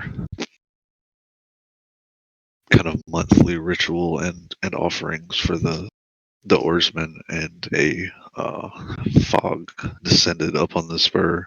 Um, from what was told by the pilgrims who hadn't yet gotten to the temple, the only accounts they have of it were from people outside of the temple, but that this fog kind of descended around the general area of the temple on the spur, and when it was gone, none of the residents or the cleric of the oarsmen were there anymore. Um, Ooh, the some unsolved mystery stuff. the kind of higher ups in the clergy interpreted it as a great religious event, like a mass ascension by the faithful, and they knew that a new cleric had to be assigned, and they sent Sister Selka, who arrived here within the past week. And she seems very suspect of the kind of official story from the clergy that this was an ascension. She doesn't necessarily think that it's something the clergy did, but she seems very skeptical of that being the actual case.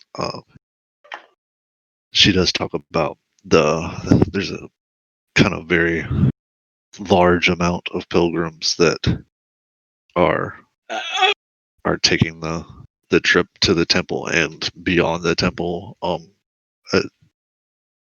as opposed to what's normally the normal amount of traffic. So would that be the reason why more people are going missing than usual? What? Like more people are More trying people coming. Yeah, I mean, there's Yeah. possibly. Okay. And Sir, can you tell you know about everything that's going on, please? huh? I asked her if she can tell us everything she knows about everything going on besides, everything she's noticed that feels suspect to her. Yeah. Well, I mean, that's kind of what she's explaining. Is Okay. the strange things to her are, the clergy thinks that this was an ascension of faithful people, that they were all kind of just taken up to the astral plane by the oarsmen, and she thinks Differently. I just wasn't differently. sure if she was controlling any information. She also seems kind of frustrated and talks about how when she arrived to the temple after being sent by the clergy, the temple was already occupied. Ooh. By And who? through this whole conversation, you're still hearing that real hard metallic like clank of hammer on anvil or something similar. And she says that a dwarf named a bolo has essentially like turned part of the temple into his his own little personal workshop. Well, we could probably evict him from the premises if you would like.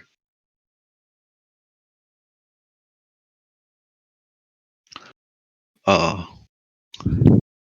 as y'all are in the temple, the noise is kind of emanating from that back left chamber. Back left.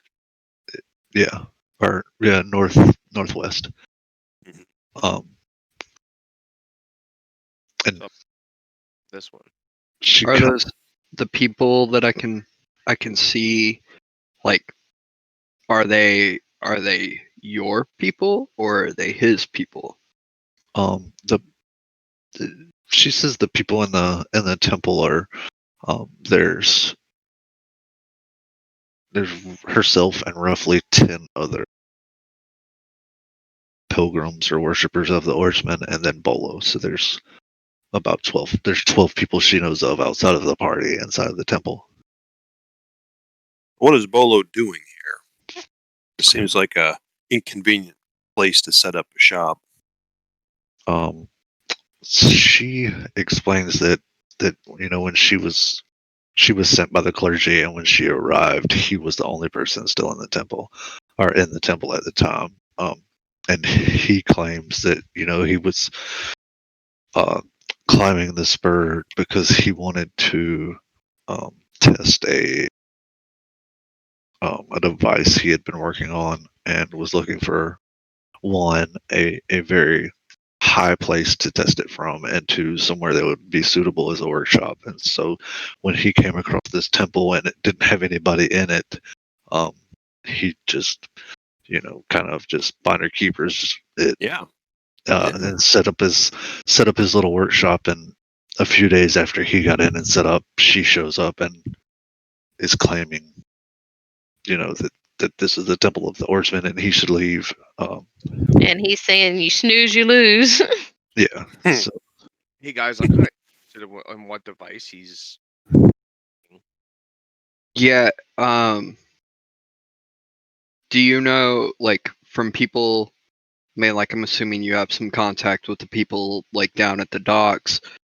Do they know if he started to ascend? Do you know before all those people went missing?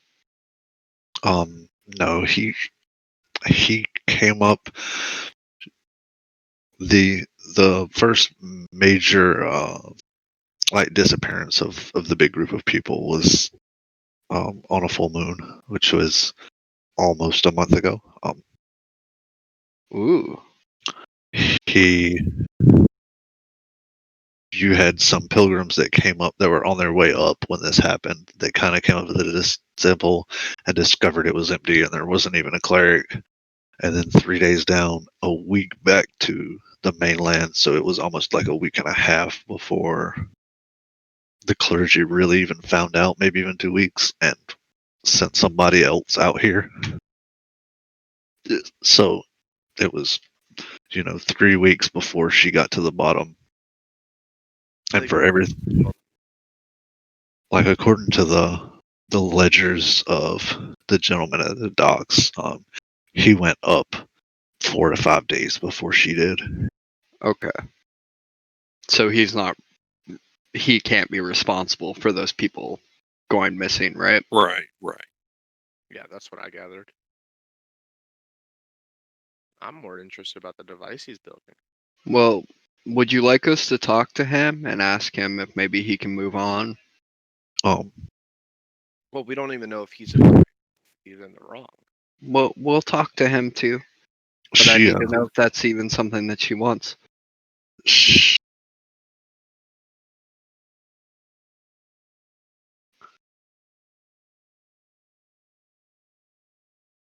Hello. Hold on, I'm looking. Hold Oh. on. Okay. I thought, like, I don't know, my headset gave out or something for a second. No, it's me.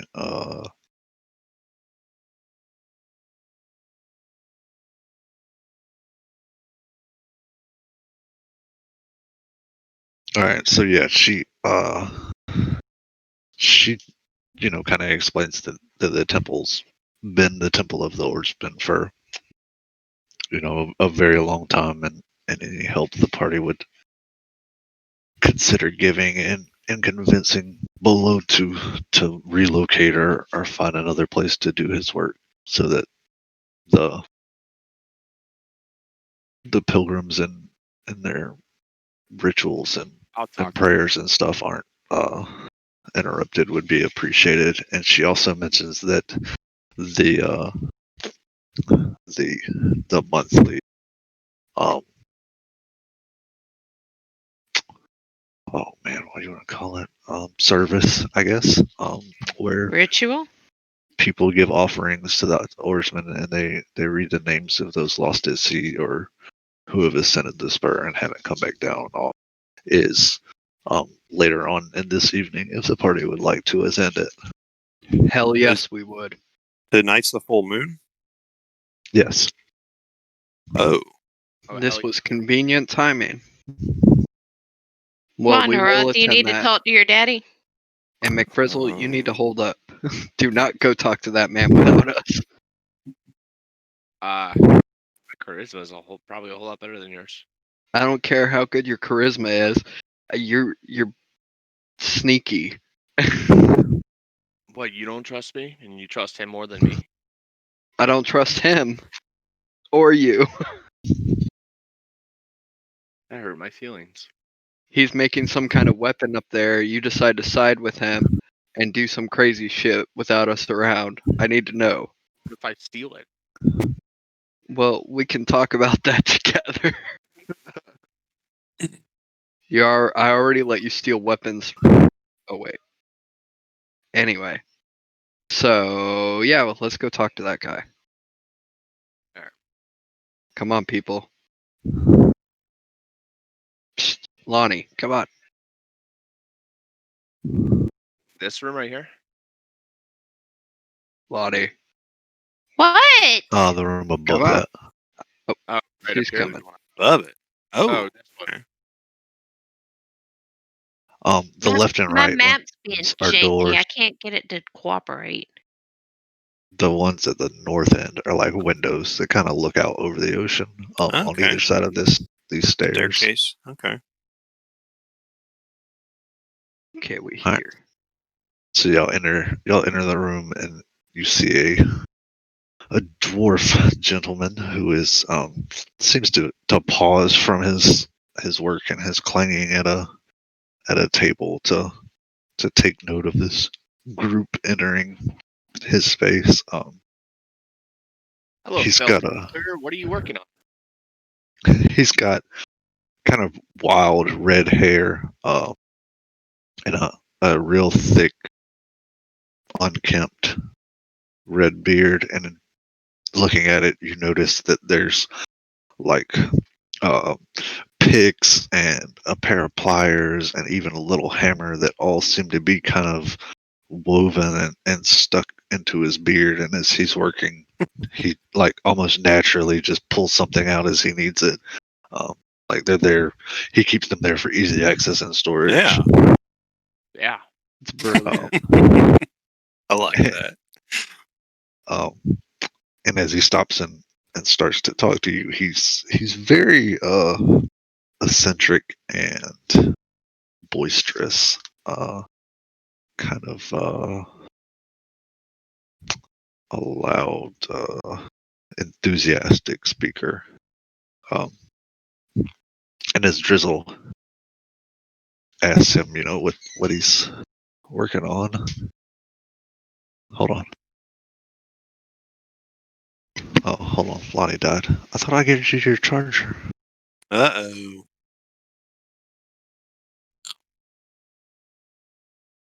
Oh, okay. Yeah, give her 1 second, and she'll be back. Okay. Yeah. Are you getting them around for bed? Oh.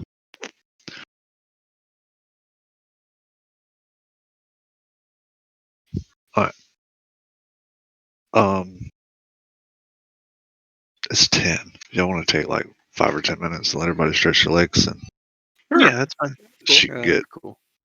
Give the guys a All righty. I need to refill my beverage anyway. That Yeah. sounds good. All right, cool. Okay. Take a break and see y'all back in a minute. All righty.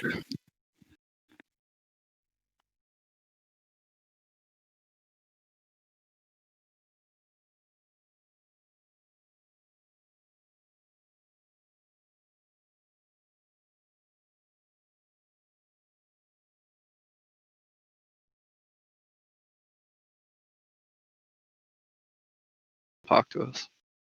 Retiring on a high note after you got me. I know you can't get any better than that. Can't. Yeah.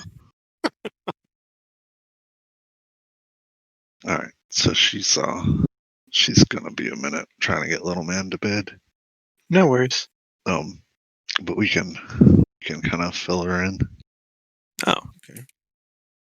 All right. So, as Drizzle asked this dwarf fellow, what it is he's working on, he kind of lights up and he's like, "Oh, my boy, it's my life's work."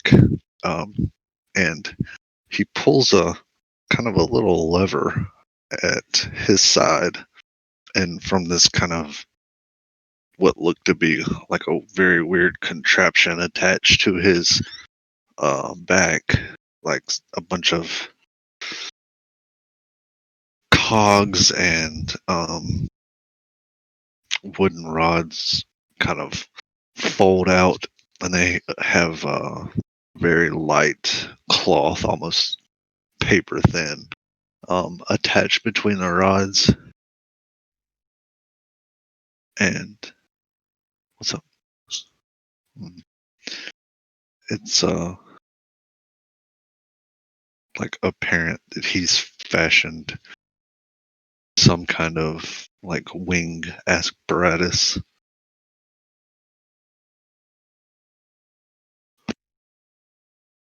Wing.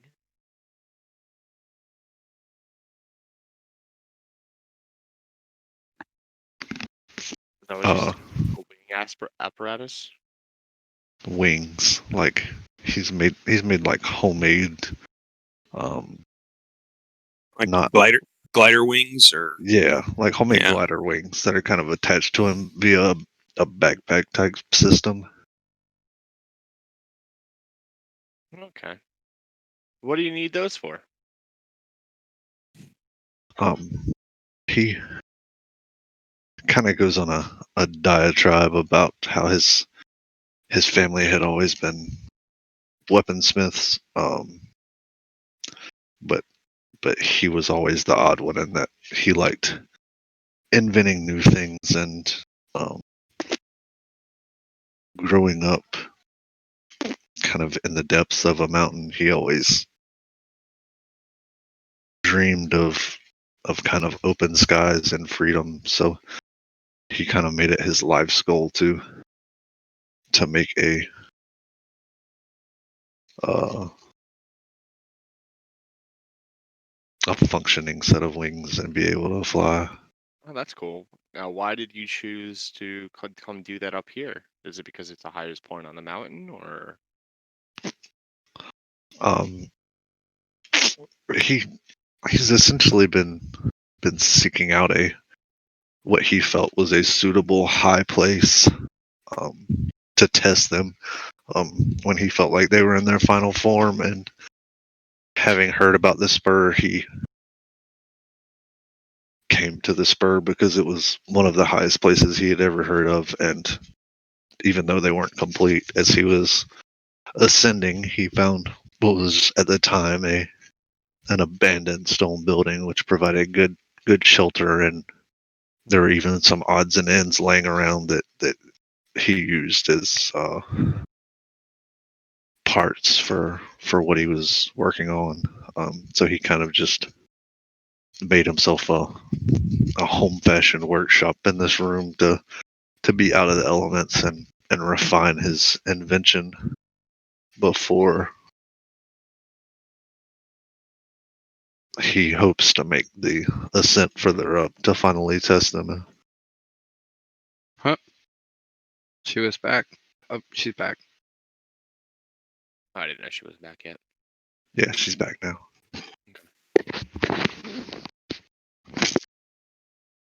Hello, Lonnie. Hey. And he goes on to talk about his, he felt like he was doing good and making good progress until this he calls her till the witch in blue and black showed up and started fussing at him about he needed to leave and this was a holy site. He's Well, what would you need to finish your wings?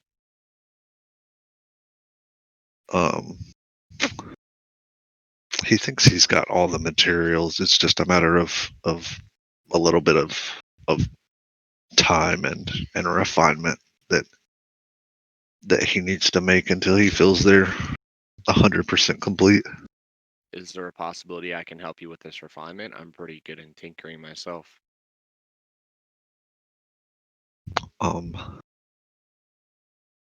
Being his life's work, he's kind of adamant that he goes over the refinement of it on his own, as it's essentially his life in his hands once he decides to jump off something very high. Can I persuade him? You can try.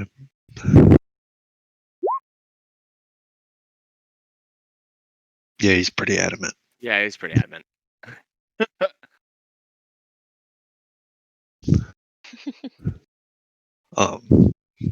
But he does, say that he would greatly appreciate it if you could get the witch in the blue and the black to leave him alone long enough to finish up his design and be on his way. How long do you Well, Yeah, exactly. Yep. Rick was about Yep.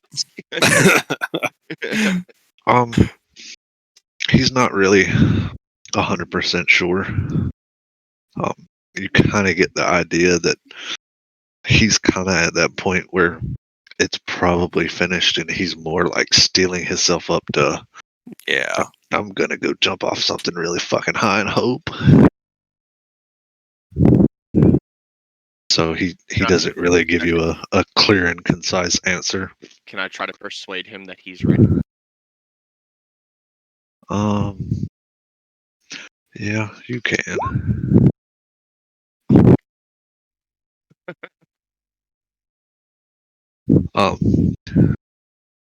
Talking to him, you get him a little amped up, and he's like, "Yeah, we can go do this," and you're like, "All right, let's go." And he's like, "Well, let me check this first." I'm trying, guys. And as y'all are about this point in the conversation, Selka kind of sticks her head in and says to the party, that their service is going to be starting momentarily, and she kind of looks at the bowl of the dwarf and is like, do you mind like not hammering and making the racket you've been making for days, at least for a couple of hours? And he just kind of looks at her and grins and, Tank.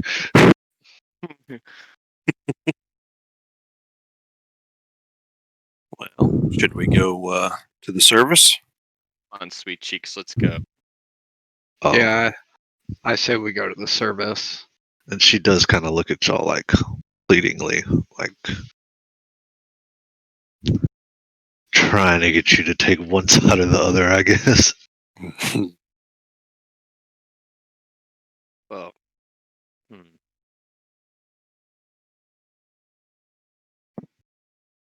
decisions. What do you guys think? Well, I think McFrizzle's kind of looked over his design, and I've been to a few.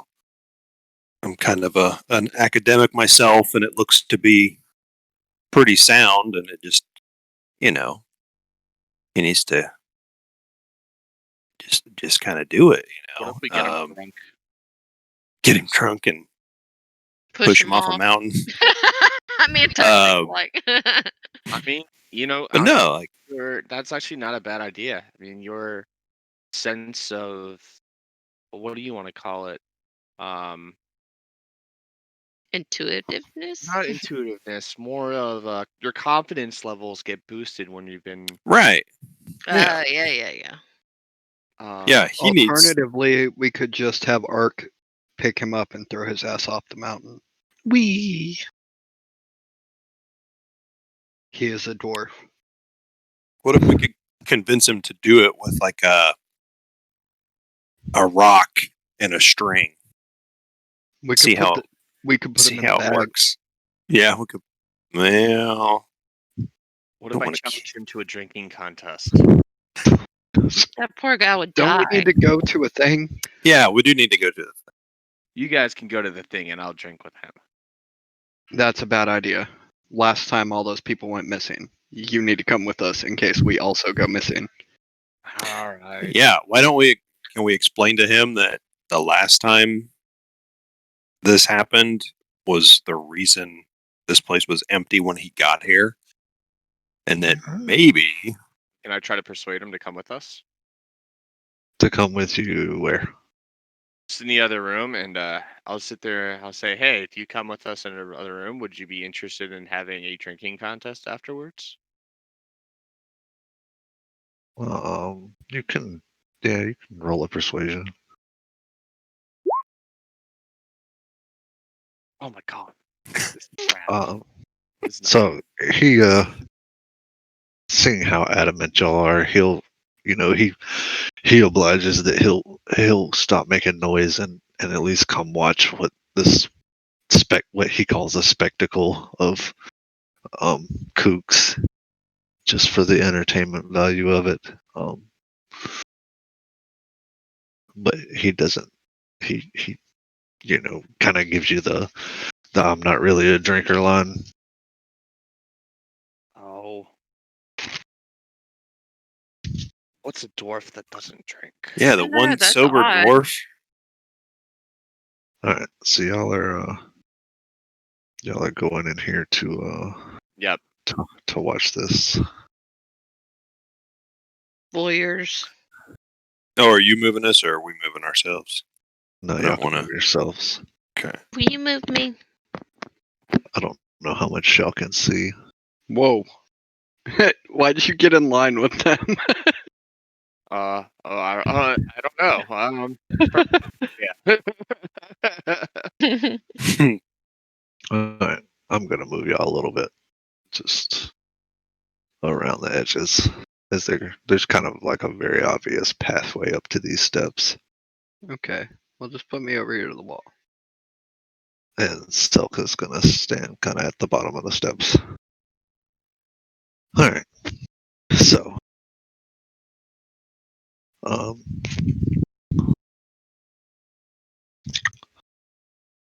looking out over that balcony in front of you, you kind of see like the sea seems to just like expand endlessly out to the horizon. There's a bunch of like candles and lower lit lanterns um, around the room that give a very kind of solemn environment to this main chamber. And Soka starts essentially eulogizing. I thought eulogies were for Hold on. funerals. All right, so oh my god, what? Yeah, will you get her telling them? All right, y'all hold on one second, because No, we have the medications all locked up, so. It warms my heart to understand that my children are just as intrusive as your children. I think it's all children. It is. It's all children. Yeah, it is. So my daughter, while all this was going on, she comes running out here and shows me that she has taken her Crayola washable markers and has given herself fake injuries Oh, wow. on her Nice. neck, her head. She gave her brother, and we've got a couple friends that are staying tonight. They got snake bites. And I'm not going to lie, these are like legit. I was like, wow, like this was impressive. It looks like someone beat her with a roll of nickels. Like, It's and better and than. and the snake bites look pretty real. I was like, that's kind of cool.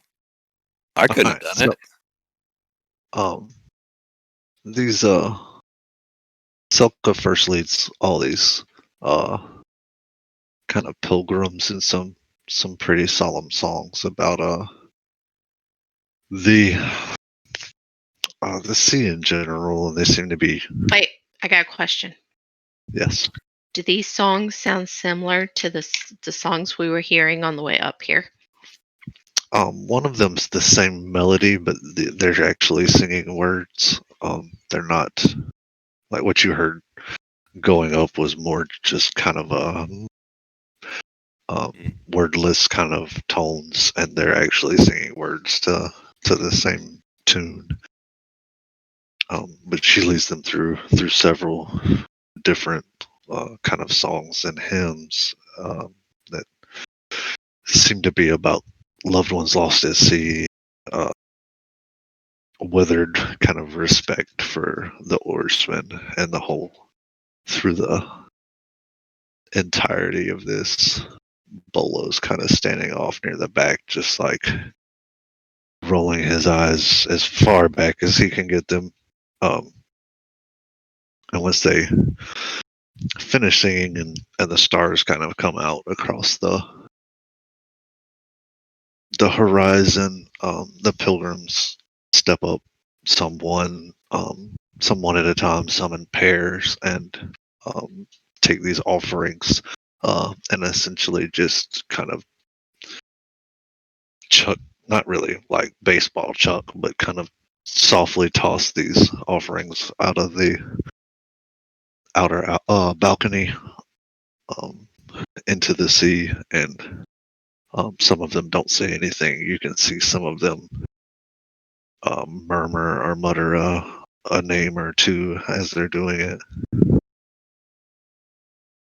and some of them appear to kind of take a minute to pray. Um, Selka does stop and ask, like kind of quietly and privately, if any of the characters would, or any of the party would like to make an offering to the oarsmen.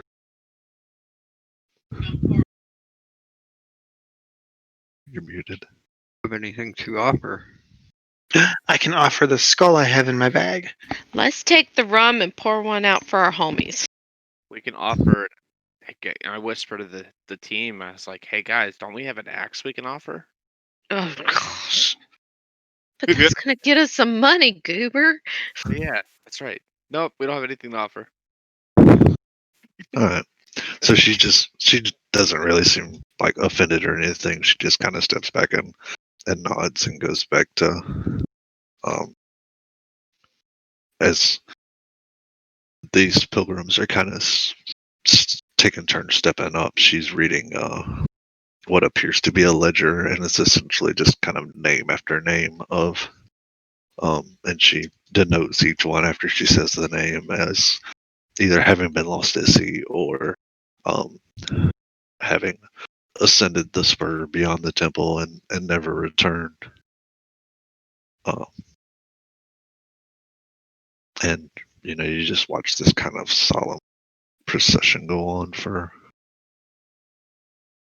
the better part of an hour almost. This is depressing. And as the last couple steps up and kind of tosses their offering out into the blackness and is kind of standing there.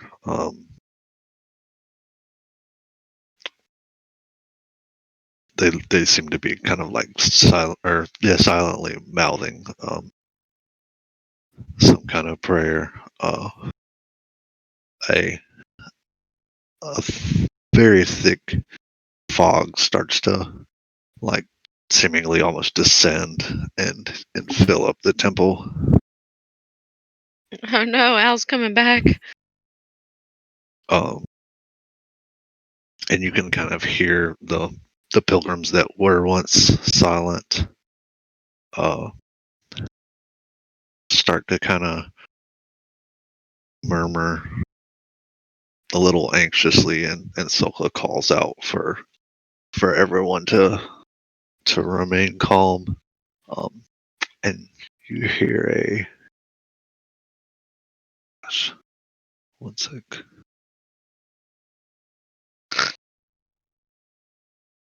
You hear kind of a yelp.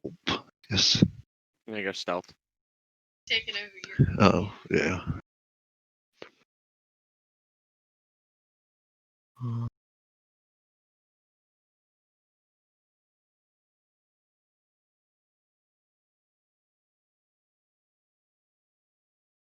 Okay. All right. You can hear a kind of a yelp from the one of the pilgrims somewhere within within the temple, and visibility's down to like 15 feet or so.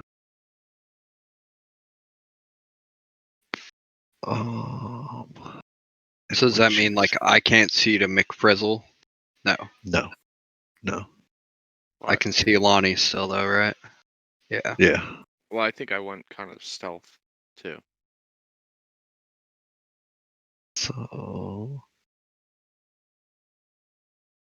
Oh, um, and the yelp you hear, and I think all of you can. There's at least one of these things within visual of you is where there's kind of a fog, and all around the temple there are big chunks that are very noticeably dense, denser than uh, denser than the area around them. They they hold a shape, but they're not really a shape of a humanoid. Um, and underneath where like their grounds, they're underneath them, the ground where like their feet or a normal being's feet would normally be. It just there's like little drizzles of water beneath them, and yeah, we're on the right thing. This here that Art can see grabs these two pilgrims, and you see him float back out the window. And the same with this one, takes off with Bolo, and this one takes off with the two pilgrims that had just finished their offering. And I need all y'all to roll initiative. do do do do do do do. Do, do, do, do, do, do.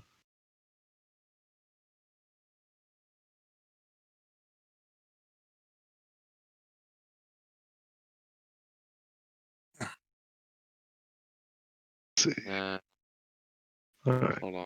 Then I have Where's the bonus to my initiative rolls equal to my charisma modifier? Which is 2. Yes. So Alright, so we'll bump it to 18.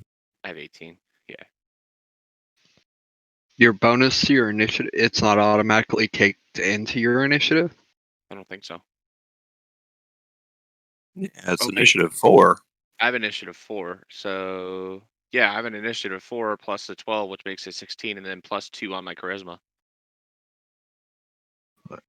I'm Oh. gonna clear this.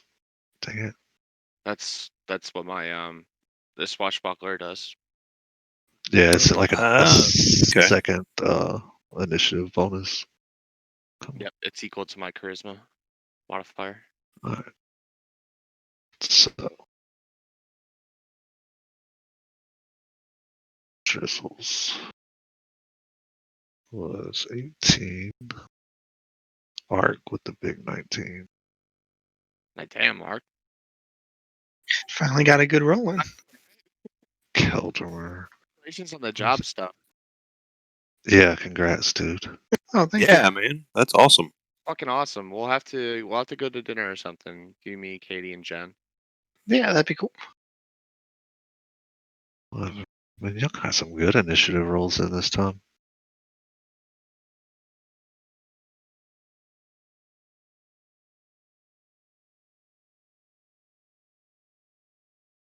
So we are gonna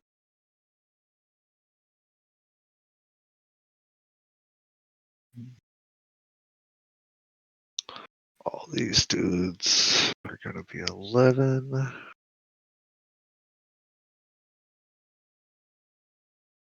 Sorry. Yeah, just give me a second.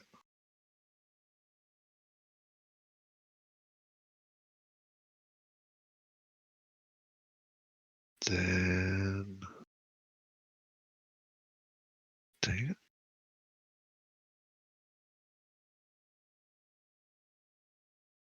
Good. I'm gonna let Ark try to hit one of these things before I do, in case he just, slices through air and it doesn't do anything.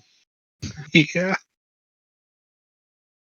Then we need initiative roll for where's she at? Oh, I think her initiative's in here. Hold on. My bad. Oh.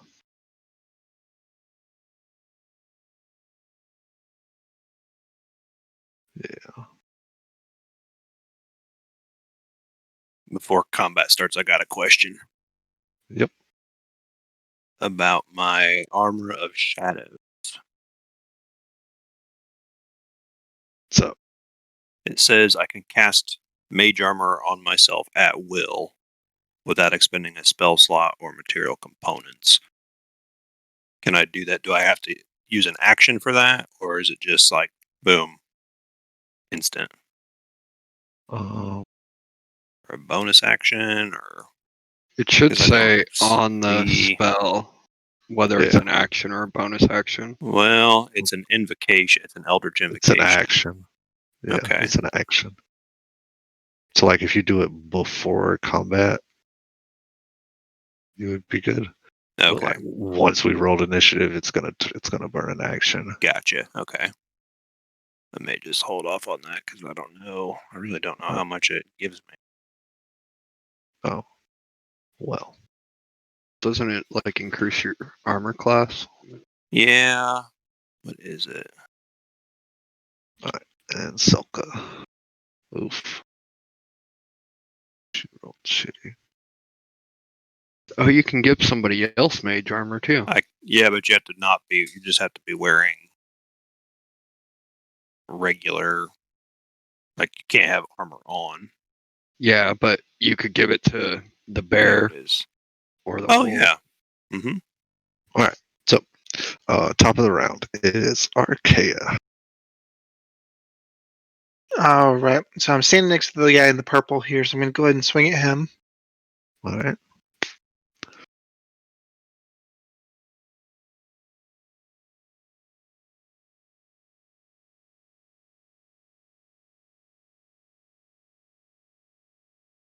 11. 11 hits.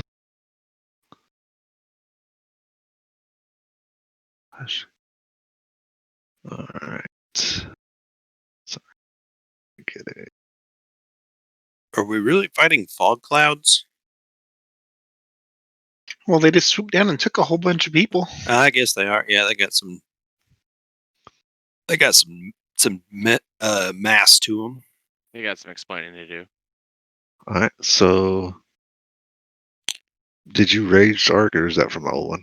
No, the rage is from an old one. I just unchecked it on the character sheet. Alright, cool. So you take a swing at this cloudish looking thing that's just plopped down between you and Selka, and you actually shave a chunk of the like denser substance of it off, and it kind of hits the ground and dissipates. Like you can tell you actually injured it, but it doesn't really make any noise. It just kind of almost like you feel like it exhaled, like there's a little bit of wind movement, and that's the only real reaction out of it. Okay. Um, is that it? Yeah, I don't think I have any other actions. All right. Keldor.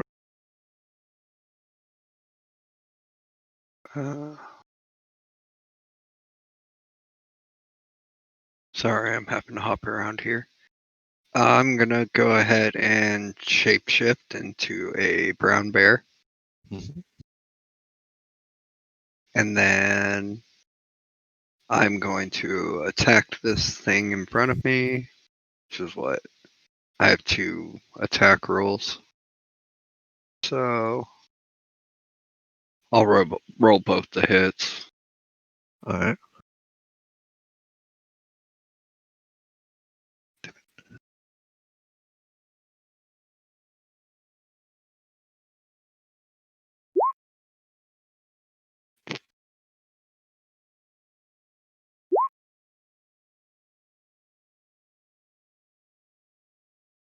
Do either of those hit? Hold on. I'm pulling up the brown bear thing now. All right. 12 and 11. Yes, they hit. Okay. So 1d8 plus 4. Which is your bite. Yeah.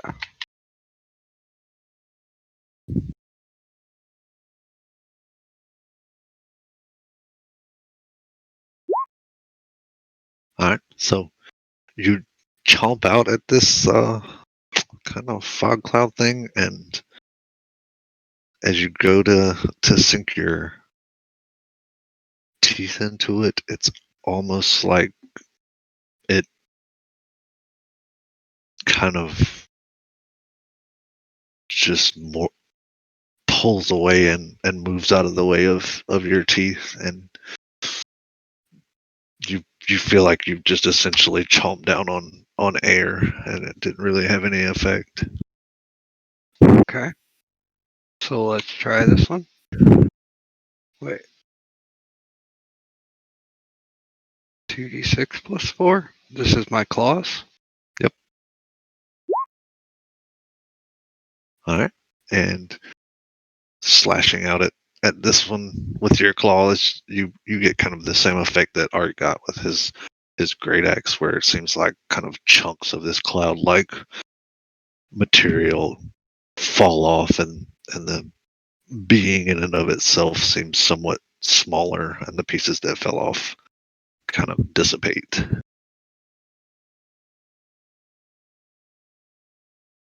Okay. And I guess that's it for me. All right.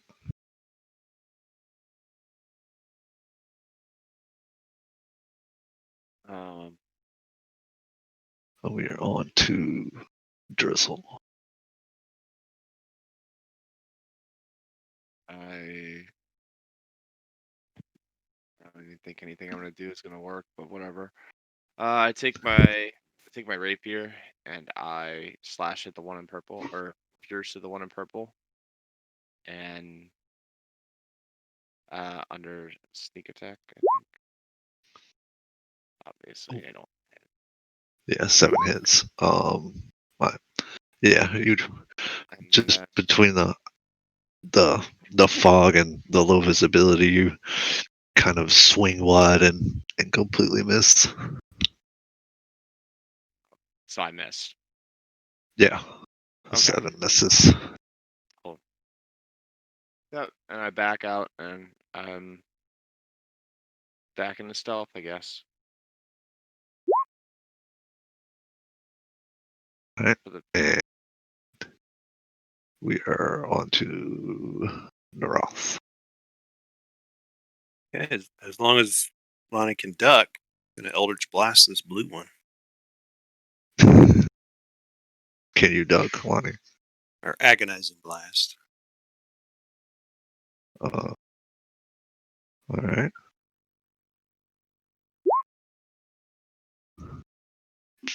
Do you know what kind of damage Agonizing Blast is? Force. Okay. So 21 hits. Quite easily. Alright. The blue one. Alright. So you send the signature Naroth wave of energy out of your hand into this one, and you actually knock a pretty sizable chunk of this thing off, and it falls to the ground and dissipates, which is, you might have seen. That might be close enough that you saw it happen to the other two. Anything else? I don't have any bonus actions, I don't think. Right. I think that's it. Lonnie. Well, you go at the same time as the three things. Alright. So which one is this? Alright, so we are at pink first. And it is going to attack Arc. Bum, bum, bum. And it is going to make two slam attacks. Let's see. Yep. Alright. So does it does it, Hope that hits. I'm just gonna roll both of them to see. Yeah, well. Wow. Ouch. Oh, That was 2 good rolls. Really good rolls. too good of a roll, if you ask me. Hashtag cheating. Alright. So the first one is 5. And the second one is 4. So taking kind of what could be seen as its appendages, this thing just kind of seems to dense its appendages up and slam into Archaea twice. One with what you would consider each of its arms, and the next one is blue, who is going to attack Neroth, who has already hurt him. Oh, jeez. Jesus. Alright, so does that second one hit Neroth? How do I tell? What's your AC? My AC is 11. Okay. So it does. Alright, That hits so, me for 12. no, that was I rolled the 2 attack rolls. Oh, okay. So Okay. the 22 hits and then the 12 hits because it's 11 or higher. Okay. Okay. The damage are these. The 5. The first hit is 5. And the second hit is 4. So 9 points of damage. Is this one does the same thing to you that the other just did to Ark. And I'm going to Hellish Rebuke. Alright.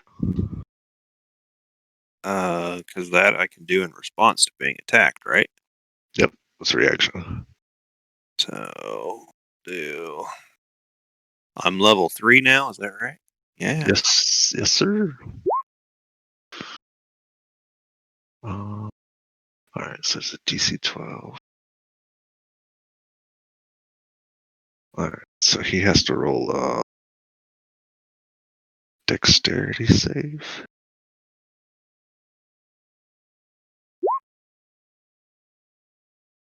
So does he take half damage on a save, or It is. How do I tell? Let me see here. oh my god.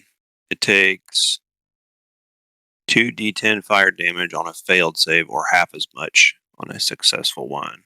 Alright, so he takes Higher when you cast a spell using level 2 or higher, the damage increases by 1d10 above each slot.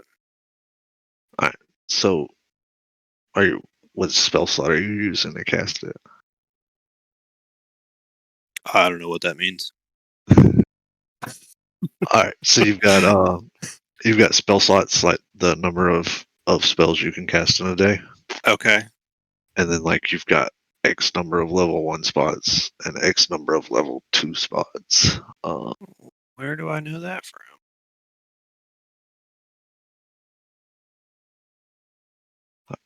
Look it up real quick. Let me see here.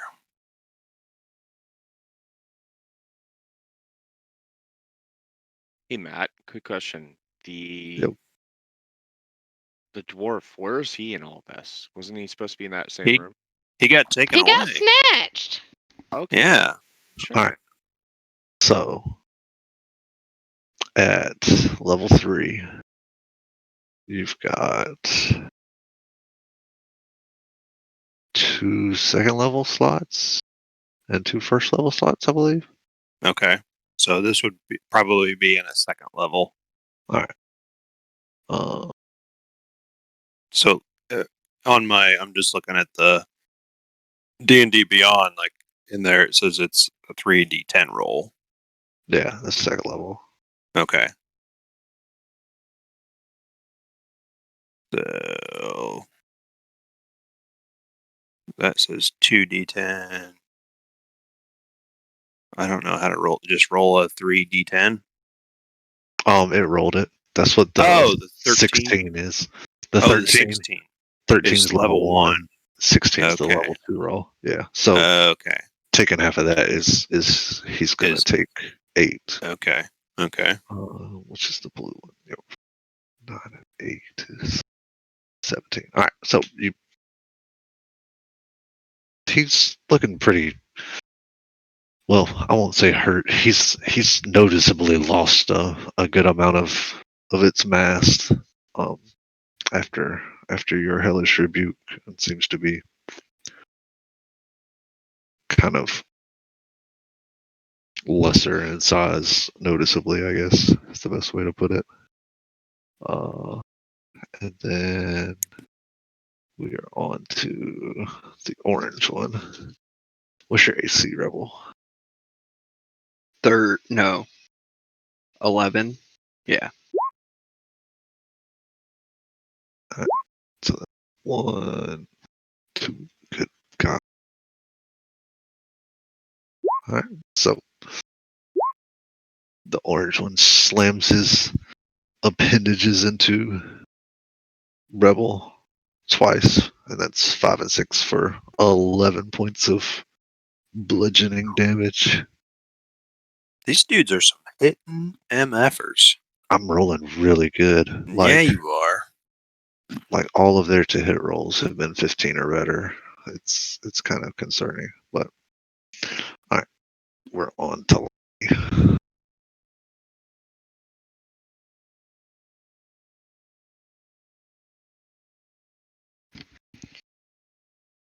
Will you stop?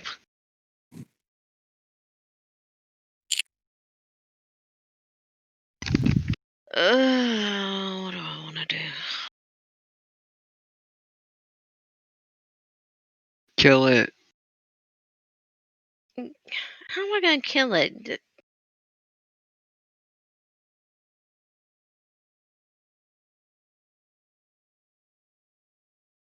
I don't know. Do you have shillelagh? No.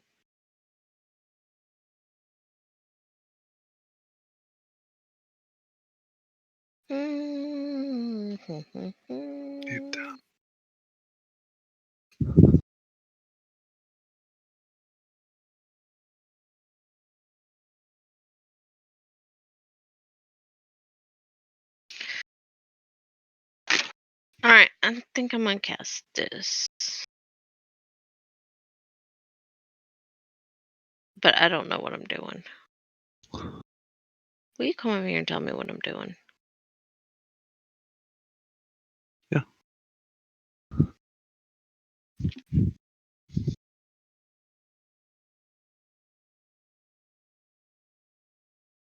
Okay. So, why are you scrolling up? I don't know. I'm going to sleep. That makes like a cube of thunder go out from you. Mm-hmm.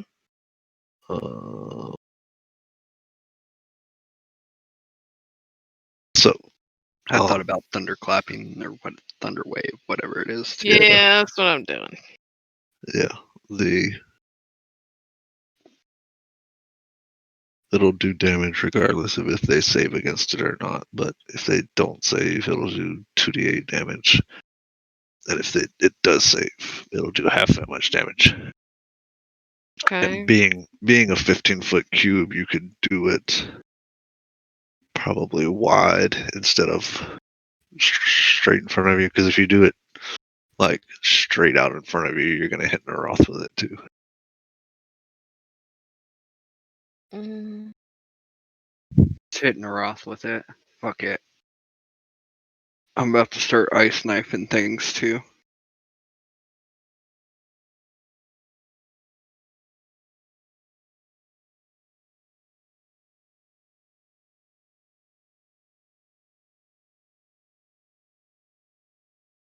If I come over here, would it still hit Naroth? No, I'm saying you can go like 1, 2, 3. A 15-foot cube's 3 squares, so you can Alright, go it this way. Okay, whatever. What do you? I don't know what I'm doing.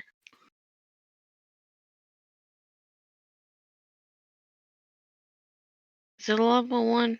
You can cast it at whatever level level 1 or 2, I think. Y'all got second level slots, don't you, Rebel? Yeah, we do. We have two. Yeah.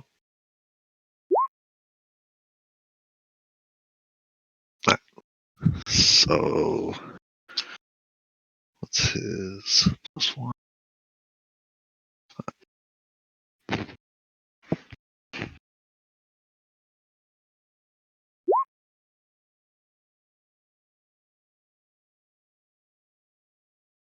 Alright, so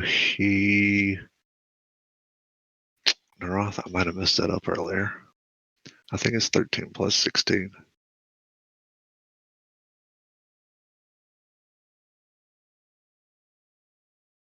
Oh yeah, I think you are right because that's 1d8 plus 2d8, so it's 2d8 plus 1d8 there, right? Yeah. Well, On hers, right? yeah. And mine shows. 2d10 plus, or 1d10 plus 2d10? I think so. Alright, so he should have took 14. And he's taking 8 from Lonnie's.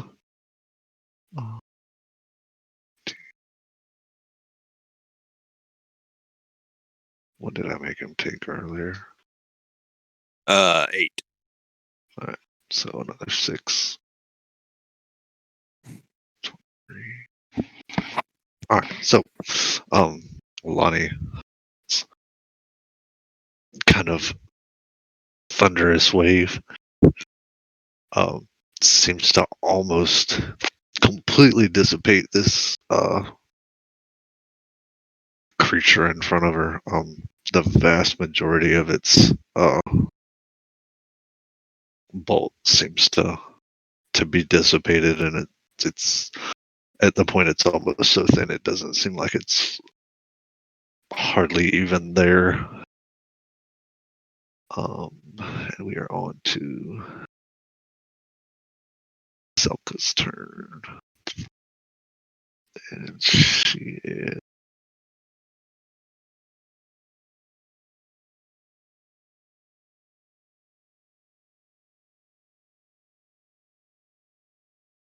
Get those dice loaded over there.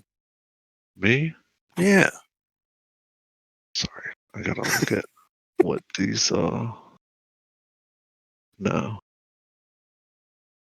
what her spells do.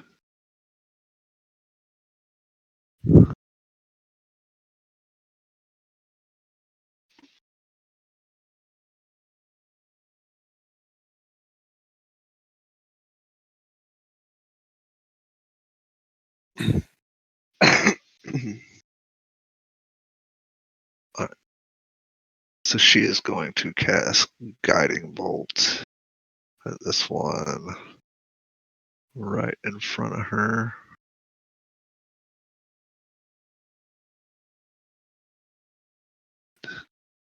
Which would be the pink one. What are you oh my gosh about?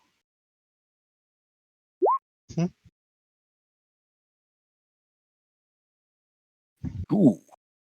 And oh, that hits.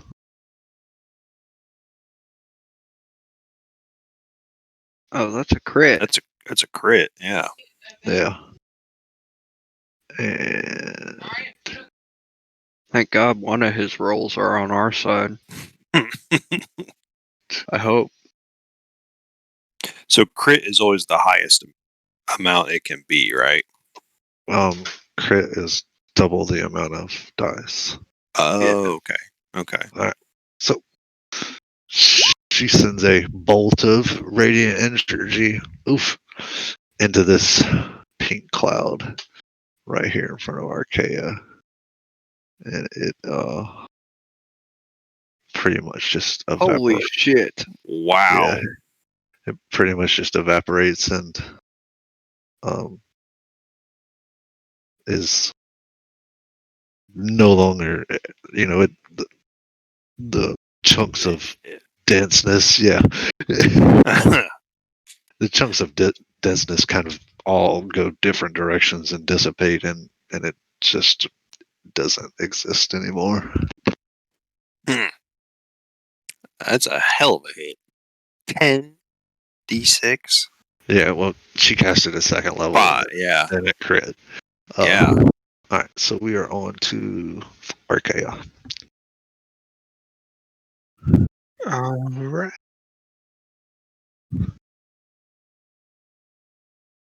I'm gonna move over towards the blue one here.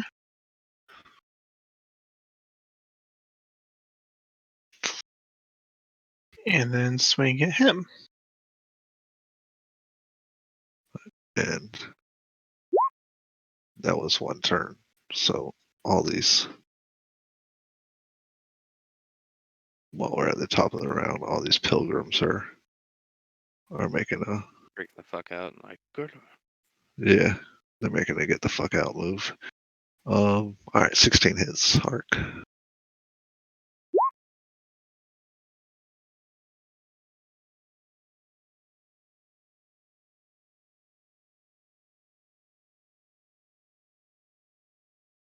Dang it. Here we go. So 5 points on blue. All right, so Arc. How do you want to do this? What do you mean, do what? How do you want to kill him? Oh my gosh.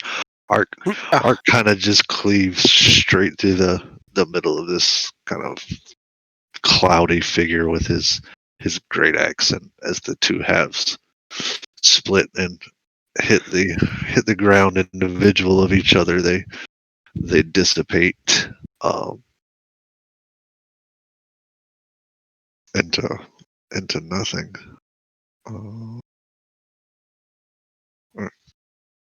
Anything else, Ark? Nope, that's it. My bad. I gotta X this one out. Alright. We're on to Kelder. All right. So. Mhm.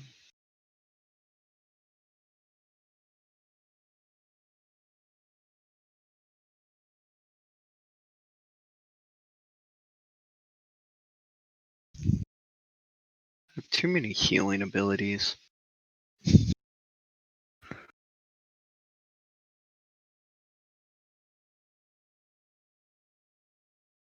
Yeah, none of these do me much good.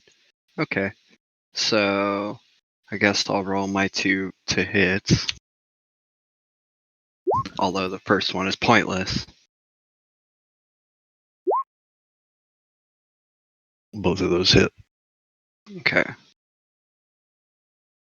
And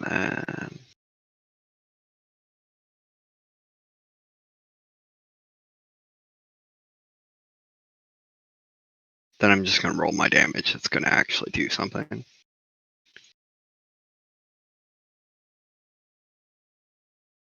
Oh, the claws. Yeah. So you bite into this again, and it doesn't. You can tell that it's not really having an effect. That you just bite down into nothing. Oh But shit. yeah, with your claw attack, you carve a pretty sizable chunk out of this thing, and it the chunks just fall and dissipate once they hit the ground. Okay. And then I'm going to also cast this. Wait, did that work? Oh, yes. All right. And I'm gonna put that it's next to me here. So I'm gonna whisper to everybody, not that it's probably gonna matter, because but if you come close to this thing, it'll heal you. Well, There's like a little spirit like in the spot right here. let me find it.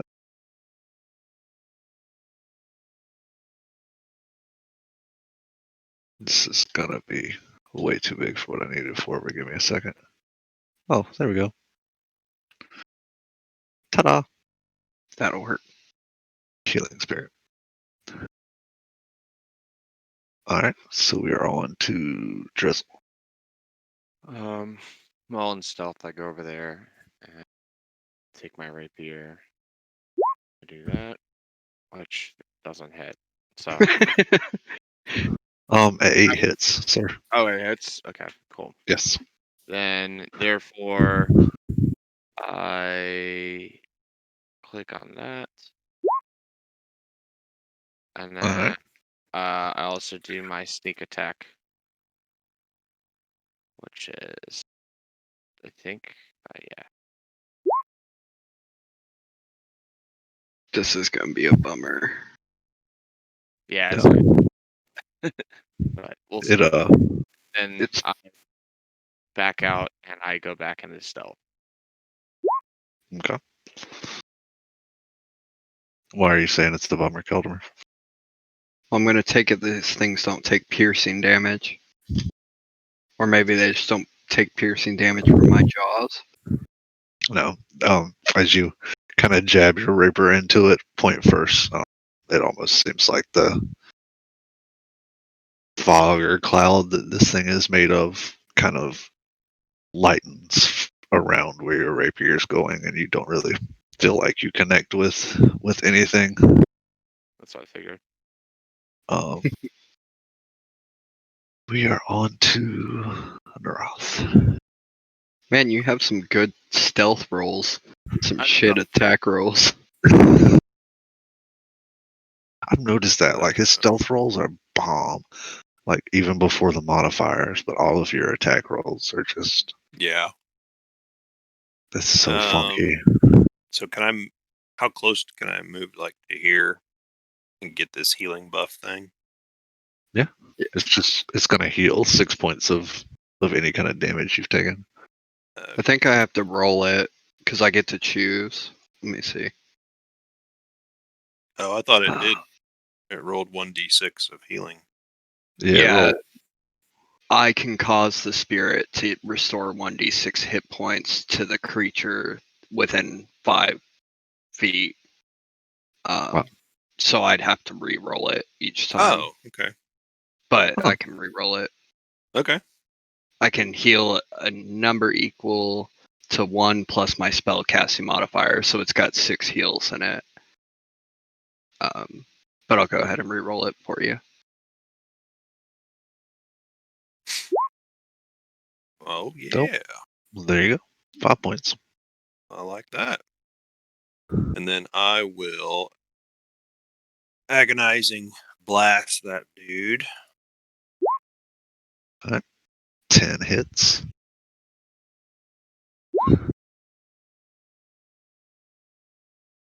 And 12 points of damage. So as Naroth sends his signature move into this one, the force just hits it and it dissipates into nothingness. And as that happens, the rest of the kind of fog that's been looming in and around the tower lifts.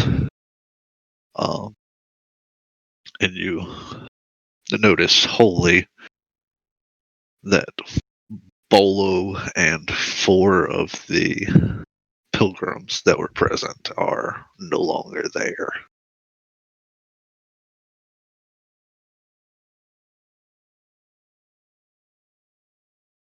Well, sister, we got rid of Bola for you.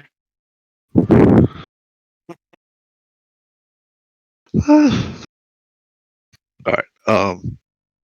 Nice. I gain hit points because I killed that thing. What do I get? Yep. I So get Silka approaches and is kind of like, as much as he was a pain in my ass, I didn't necessarily wish for whatever just happened to him to happen. And as y'all saw these things kind of taking people out, it was very obvious that they were going upwards, to wherever they were going. And I would like to do whatever I can to save those of my flock that were taken. And I've also got a feeling that this is possibly the truth behind what the clergy calls the ascension. So discovering what actually happened would probably bring some closure to families of people that are wondering if they don't accept the line that the clergy is giving them. So she is going to ask to accompany you if you intend to go higher up on the spur. Yeah. Yeah, especially after she just decimated that thing. Yeah, sounds good.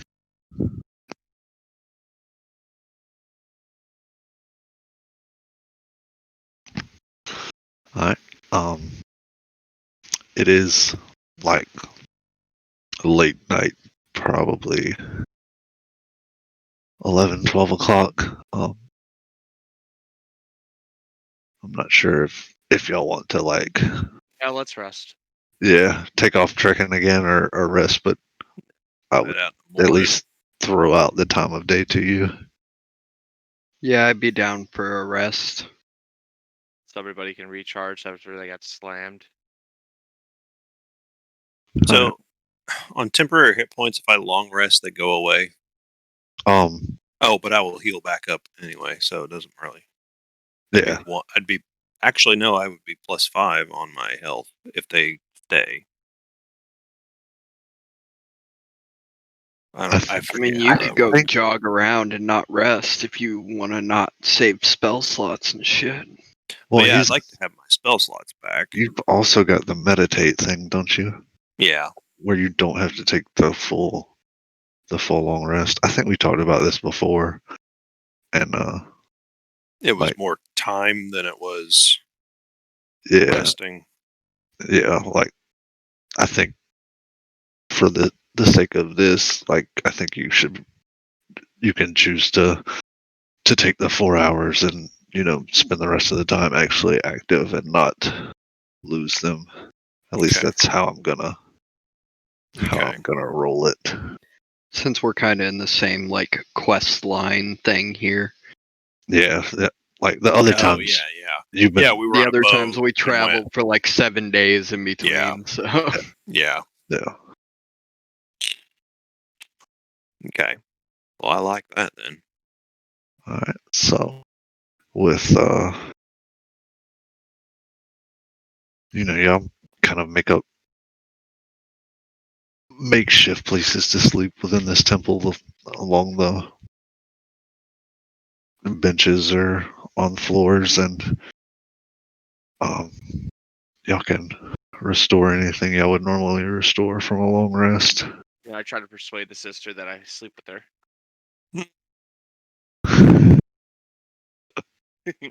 I think that you should start by trying to comfort her because she lost her flock. Oh, Don't just be like, "Hey, how you doing?" She's probably not in the mood Yeah. for that. I mean, she's kind of I'll just comfort her. already stressed out. Yeah, so Drizzle's working up a repertoire.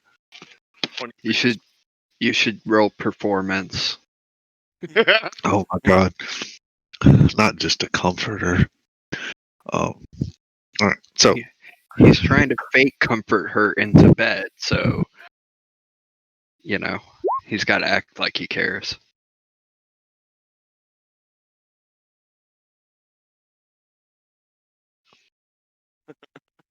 Oh, I thought you were like how well he performs in the bedroom. Oh, he's not there yet, but he will have to roll for that shit too. But that's more like acrobatics or athletics. oh my god. Maybe All right. some dexterity. So for the most part, she lets Drizzle, comfort her, and she doesn't seem taken aback or put off by it. She just kind of seems like Oh yeah. it's the normal kind of thing to do for someone in her situation. All right. So the morning rises, and I'm guessing that you're setting off, going upwards. Yes. Yeah. All right. Gonna move us back to here as we go upwards, and the trail going up is very similar to the trail below. It's somewhat more treacherous. There's less wide spots and more seemingly narrow spots along the path that you immediately start out upon after the Can I do something? temple. I got an idea. Mhm. I am going to snap my fingers and bring in my pseudo dragon. Do my step. You do And it all he's- by yourself. He's going to be about, let's say 80 feet in front of us and kind of alerting me of any treacherous or precarious. You path. promised I could pet your dragon. Well, I'll pop him out, and here I have a picture that I want. I don't know if you can use You can that. put it in Discord. I Yeah, got if you stick it Oh, in Discord, I can make got a it. token out of it for next time. Okay. I've got two. One. We'll go with this one.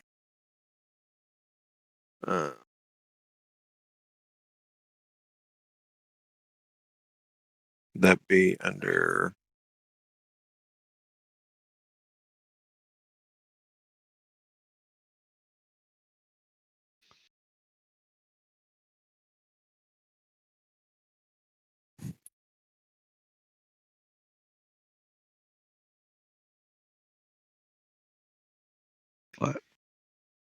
So Turk's pseudo dragon is flying point from what I gather out of that. Yes. All right, so after a little bit, oh, that's pretty cool, dude. Yeah. I like Primo. Uh, after a um,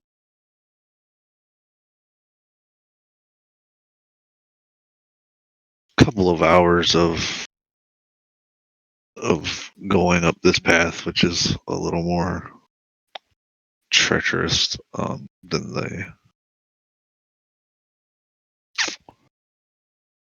the path up to the temple. The party, well, Brimo,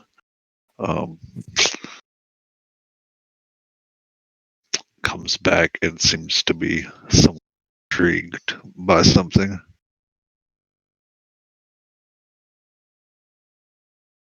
So it says here he can communicate simple ideas, emotions, and images telepathically. Yeah. So you get kind of the image of some kind of gem or something. Oh.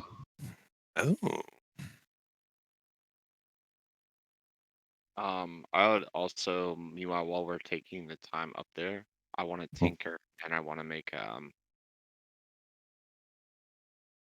clockwork toy. All right. So you would just roll a 1d20 plus 2 for your tinker tools. What attribute? You can. I would say Dex is probably the best one. Because that seems tinkering seems more dexterous to me than. Oops. Geez, you really rolled a nat one on that. You're able to make it, and it seems Told you. to to function fairly all right. It's got maybe a little bit of kinks to it, but I thought he was going to take his tools out and just snap them in half. Yeah, isn't a 1 an auto fail? yeah. If but it doesn't have to be an auto fail like in your face. You know, I'm presuming he's tinkering stuff to use in the future. So Yes, I am. all right. So Brimo comes back and Turk, you get the image of this some kind of gem or rune, and as the party rounds the corner that he came back from, there's a skeleton of some kind of dwarven figure laying underneath a diamond that seems to be kind of carved into the wall at about chest height.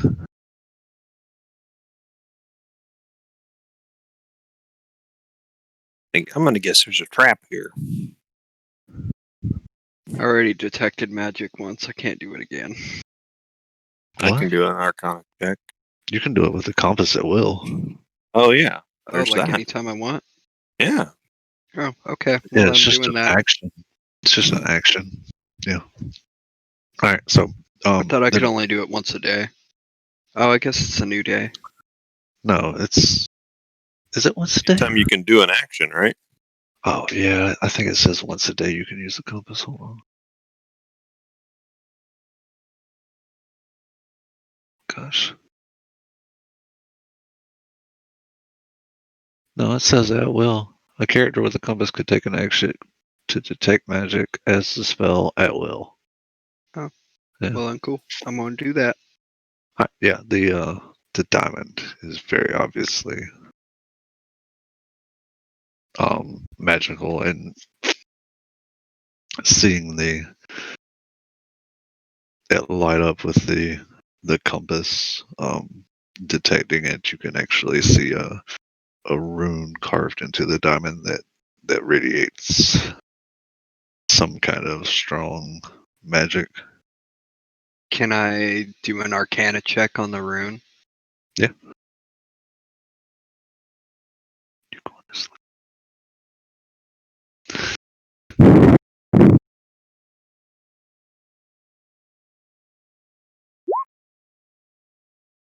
No idea I don't what know it is. shit.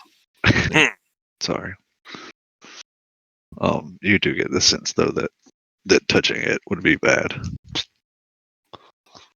Hey, McFrizzle. You want a pretty gem? I'll use sleight of hand. It'll probably hurt you, Oh. but you could try. Would Oh, I be able to use Mage Hand to try to pop that out? I'm gonna Um, back away from the gem. okay. I'm not anywhere near it, like 30 feet away at least. Okay. Okay, use Mage Hand. And if Mage Hand doesn't work, I'll try to use Sleight of Hand. Where's that at? Still have Mage Hand? I do have Mage Hand. Okay. But it never shows up on here. Oh, because it's not a damaging ability, right? Yeah. So a spectral floating hand appears at a point I choose within range and lasts for the duration or until I dismiss the action. It vanishes if it's ever more than 30 feet away from me. Can use the action to control the hand, use it to manipulate an object, open an unlocked door, container, storage item, pour contents out of a vial, and I can move it 30 feet each time I use it. Oh, it says can't attack, activate magic items, carry more than 10 pounds. So it would, Yeah. like, it's not going to trip the magic then, right? Oh, Like it's if just it's, gonna grab it. It's gonna physically grab it. yeah. I don't know if it. I don't think if it can't interact with magic items, I don't think it can grab it at all. Okay.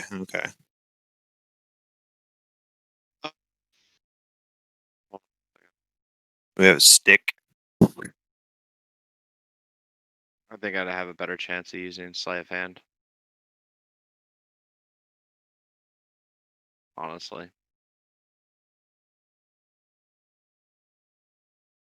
Well, give it a shot.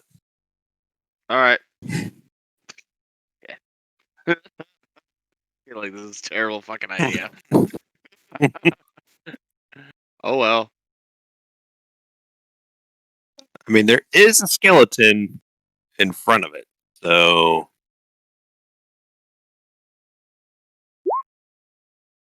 Oh god.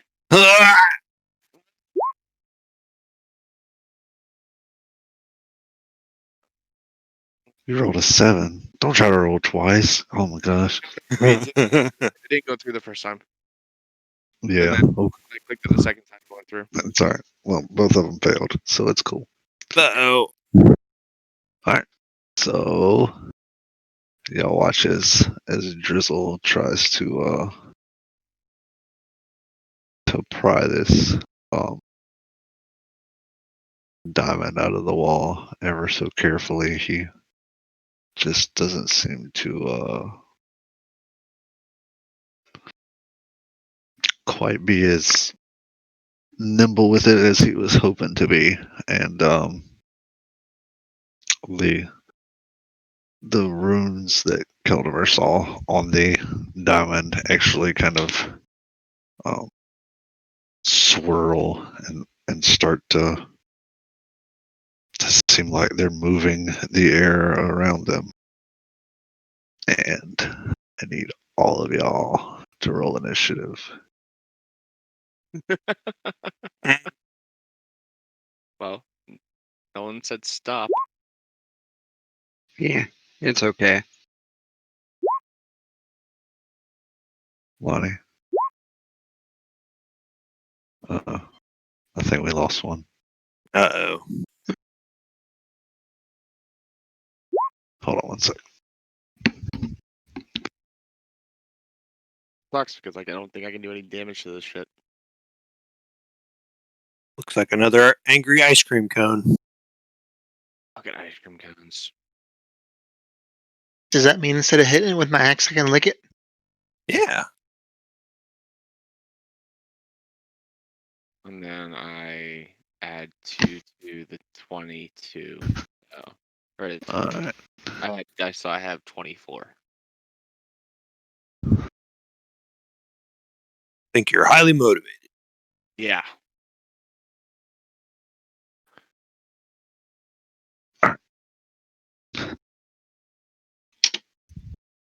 Alright, so y'all are. We're gonna be short one. Lonnie's hanging the towel up. Uh-oh. So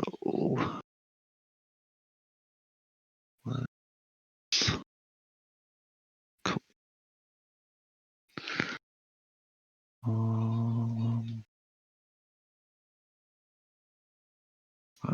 Alright. Well, the 20 killed him. The 15. We're off with a 16. Drizzle is 24. Yep. Oh.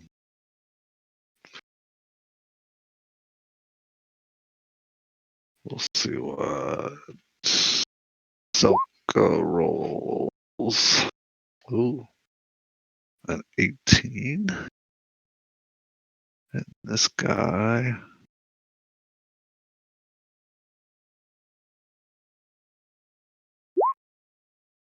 Dang it. It would help if I did that. Oh, look at there. A crappy roll out of me. Rolls an 11. So, top of the order is Drizzle. Okay. Crap. Lonnie went to bed. So what I want to do is I want to. Where the hell is it? Oh, it's right here. Duh. I want to release Cess and create an effect of a fog cloud at 4th level.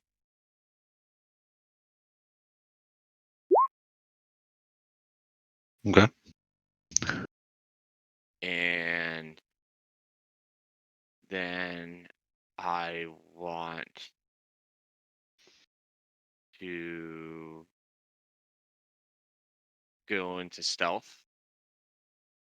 Alright, where are you making the fog cloud? Well, I mean, it looks like I can only make it on this crevice thing. So, like, I guess, hold on. There. That. oh, There. Just across like that. alright. So, we'll say from these lines. Then I want to. Am I able to? Oops. God, what's going on here? I can't move my guy. Am I using the wrong thing? Oh, huh. My bad. Block. There you go. You can move him now. I would like to sneak past him. Well, I'm only can go 25, can't I? Yeah. Okay, so that's probably about half of that. And I want to suggest if we sneak past him and just continue on our way. I just released Cess, so that's why. If we don't have to fight him, then we don't have to fight him. It's great. All right. I get what you're going after. Like, essentially, Drizzles lets us out so that everything's obscured in the area. And it's gonna like essentially try to encourage the party to sneak past this rather than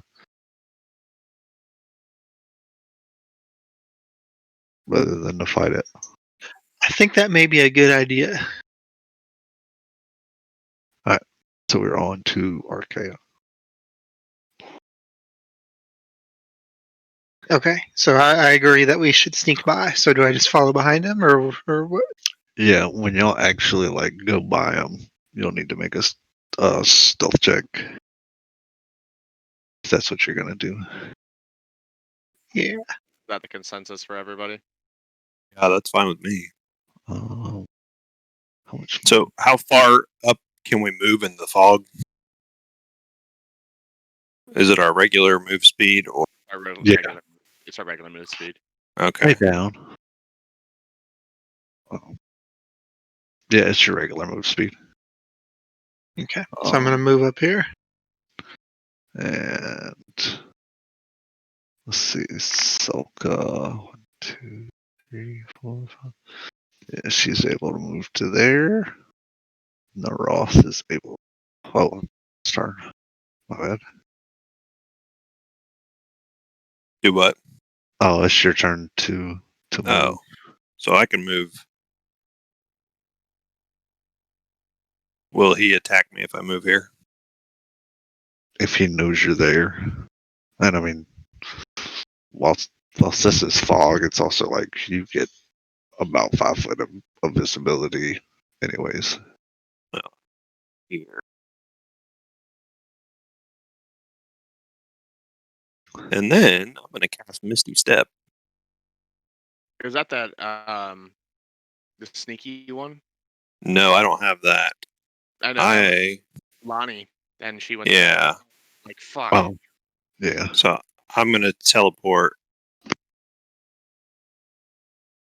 to here. Okay. So you're just bouncing through him. Yeah. I will. Since she's not here, I'll.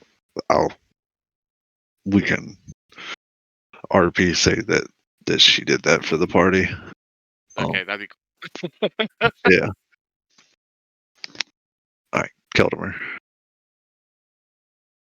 Okay. So, what we're all moving. Oh crap! And sneaking past this thing, right? Yeah. Like Naroth teleported to the other side of it. If you're gonna move through its space, you need to make a stealth roll. I don't think I have that much movement. Well, I could if I Just shape stop. shifted. Yeah. I'll just go here to. Oh, that didn't work. I'll just go here to like the same kind of space they're all in. Yeah. Makes sense. All right. Hmm.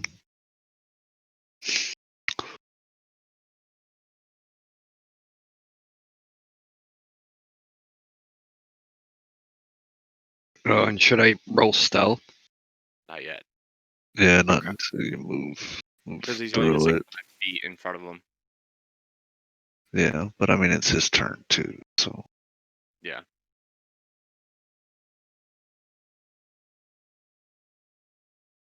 I'm looking because I really don't know what he should do. Hey, Kaldemar. Yep.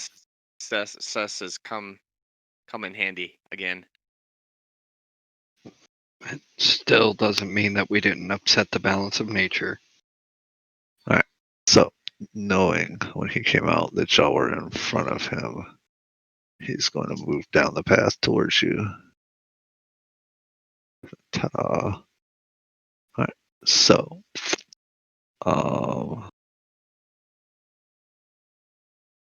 the 4 people,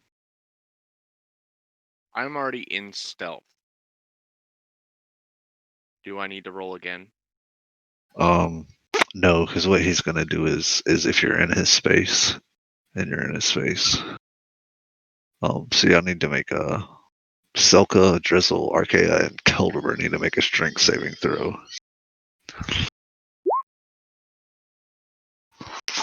Dope.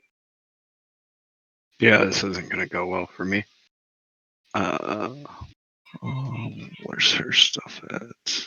Oh, yeah, it's not gonna go well for her either. Oh, look at there, Kel. You rolled a nat, Holy shit! I rolled a nat 20. and she rolled a 16. All right. So, oops. It is 8. So everybody takes half damage, but Arc. So it's 13 to Arc and 7, 6, 0.5. 6. What? No, Yes. I'll be right back. that's full damage. 13's full damage. So Right, 13 so- Arc. Yeah, And then 13 off, then we take 6.5. Yeah, and y'all take 6 because everything in 5e is truncated. Okay, gotcha. And then What? Arc. What? Wait, what happened? So this air elemental used whirlwind. Each okay. creature in its space must make a DC strength saving throw. On a failure, the target takes damage and is flung. On a save, you take half damage and you're not moved. Okay. But Arc is going to get 2, 3, flung like 15 feet backwards. Boy. And we are on to Drizzle. I attempt to sneak past him. Lee Durham. Alright, and with Lonnie's thing, y'all stealth checks will be plus 10, I think. So I don't think y'all have any issues unless somebody, now wants it. Alright, you're good. And Check. it is Arc's turn. Yeah. So, and then it's Arc's turn.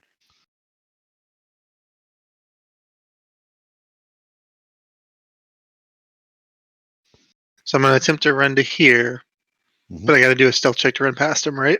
Because y'all are trying to get by him without him knowing y'all are. Yeah, that's a 23. You're fine. Okay. Without him knowing the y'all are essentially just taking off. Yes. Oh yeah, and then Drizzle's boo rolls a 20 to here. And Naroth, are you doing anything other than keeping trucking?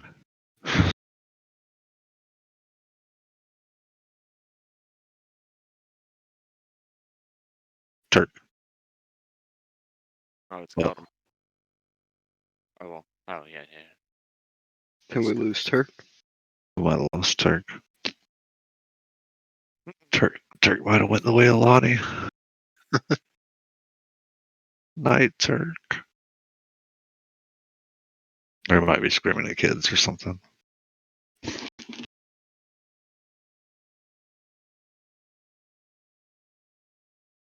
Which I'm gonna go do.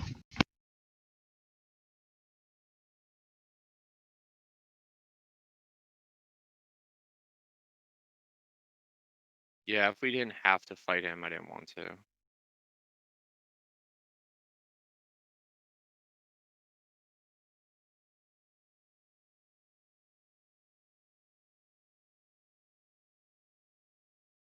Hello.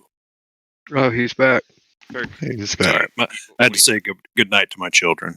All right. So I didn't know if you wanted to do anything other than keep on moving down the path. Yes, that sounds good to me. Is everybody Yeah, I think that's what we're all doing. okay? Everybody but Rebel Oh, made it so far. All right. Rebel. actually, I'm gonna cast Mage Armor. Alright. That's it. Yeah. Okay. So I'm gonna go ahead and roll stealth. All right. 18. It's 18. So Okay. you're good. And Let me-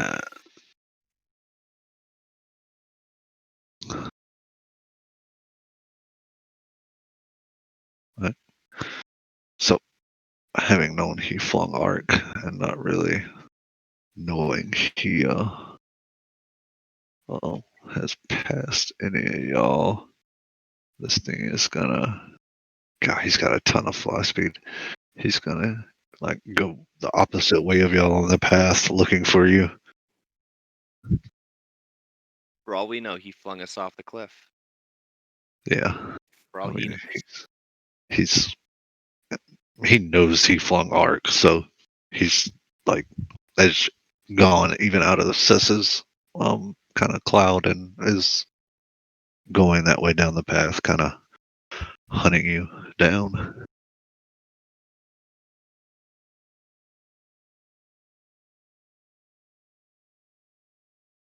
Right. And y'all continue on the path. I mean, Yeah, that was pretty much. simple enough. And I put Cess away. All right. Thinking, man. Thanks, man. I was like, Yeah. I was like, all right, I fucked this up. Let me try to fix it. So as Sis goes away, y'all are kind of about 10 or 15 foot past the diamond etched into the edge of the wall. Oops. And are y'all just continuing on? Yeah, we're just gonna continue on. Alright.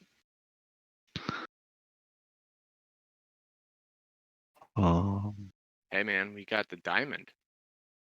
That's true. Nobody died. Can I take a look at it and see if I can understand anything more about the rune, or is it like a trap rune that I can't get any more info out of it? It's essentially once Drizzle fumbled it out of the wall, is like dispersed now. Okay. Like it So seems almost like the elemental probably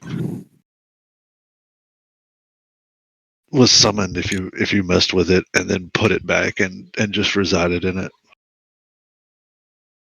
So If that now makes we've sense. unleashed a terror on the mountain for unsuspecting pilgrims. But we keep the diamond. Right?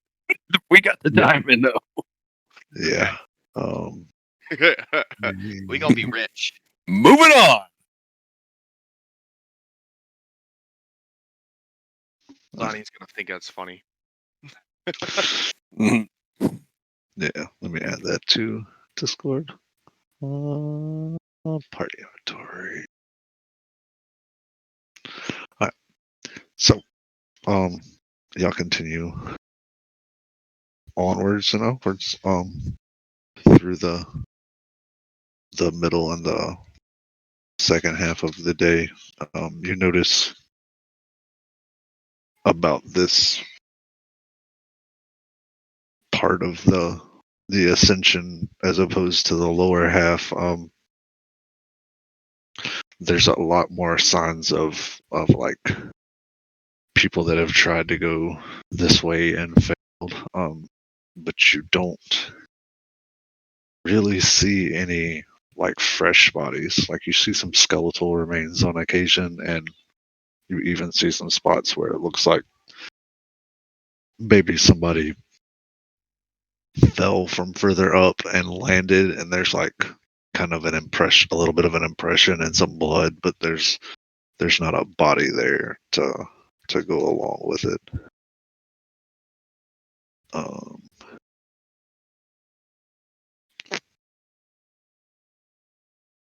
and you'll make it through the rest of the first day pretty much uneventful. Um, you don't really find like a site like the previous sites where it seems as if people had made ready camp somewhere. But you are able to find like a small alcove that seems to be kind of nestled from the elements just after dark. That seems like a suitable place to set up camp for the evening if you would wish. Okay. Yeah, probably a good That's idea. Probably a good idea. Yeah. Yeah, I need to. Yeah. I also think you guys are going to lose your other druid because I am like exhausted. Oh. I'm sorry. I tried to like nap today and failed to nap. My sleep schedule's so jacked up. That's all right. I mean, we are pushing 4 hours, right? Yeah. Y'all are only like, that was the end of the first day. There's only another day and a half of Okay. ascension, and then y'all kind of hit the Monday, right? Yeah, we're Yeah. doing Monday, right? Yeah. Yeah, are So- you guys? I mean, like, if you guys are wanting to still play, you guys can play without us. It'll be all right. Yeah, but we're not far off from kind of the culmination of the giant spur thing. Yeah, and if we're here at a resting area, it's probably a good area to yeah, stop at. that's a good spot. I mean, hell, dude. I mean, we duped a giant elemental. Yeah, and got a big ass diamond. It should say big ass diamond. I'm a little concerned. It just says regular diamond. Oh my gosh. I'll go in there and edit it. It's going to be worth the same amount of either way. But I was kind of let down. That it just says diamond, not just big ass diamond. Yeah. There we go. there you go. Yeah. Nice. I mean, we took a whole bunch of the gemmed weapons. Yeah. Yeah. I mean, We took a big ass diamond. Now, did the oarsman show up because we took the weapons? oh, Or was are he? we? Is he gonna? Oh, sorry. I don't know if we're No, wrapping. yeah. Hold on. We'll wrap up and then we'll cool. So we'll end with y'all after the first day of ascension of the upper spur and call that it until Monday night at 8:30. Right? Okay. Yep, All right. that works for me. Dope. All right, guys.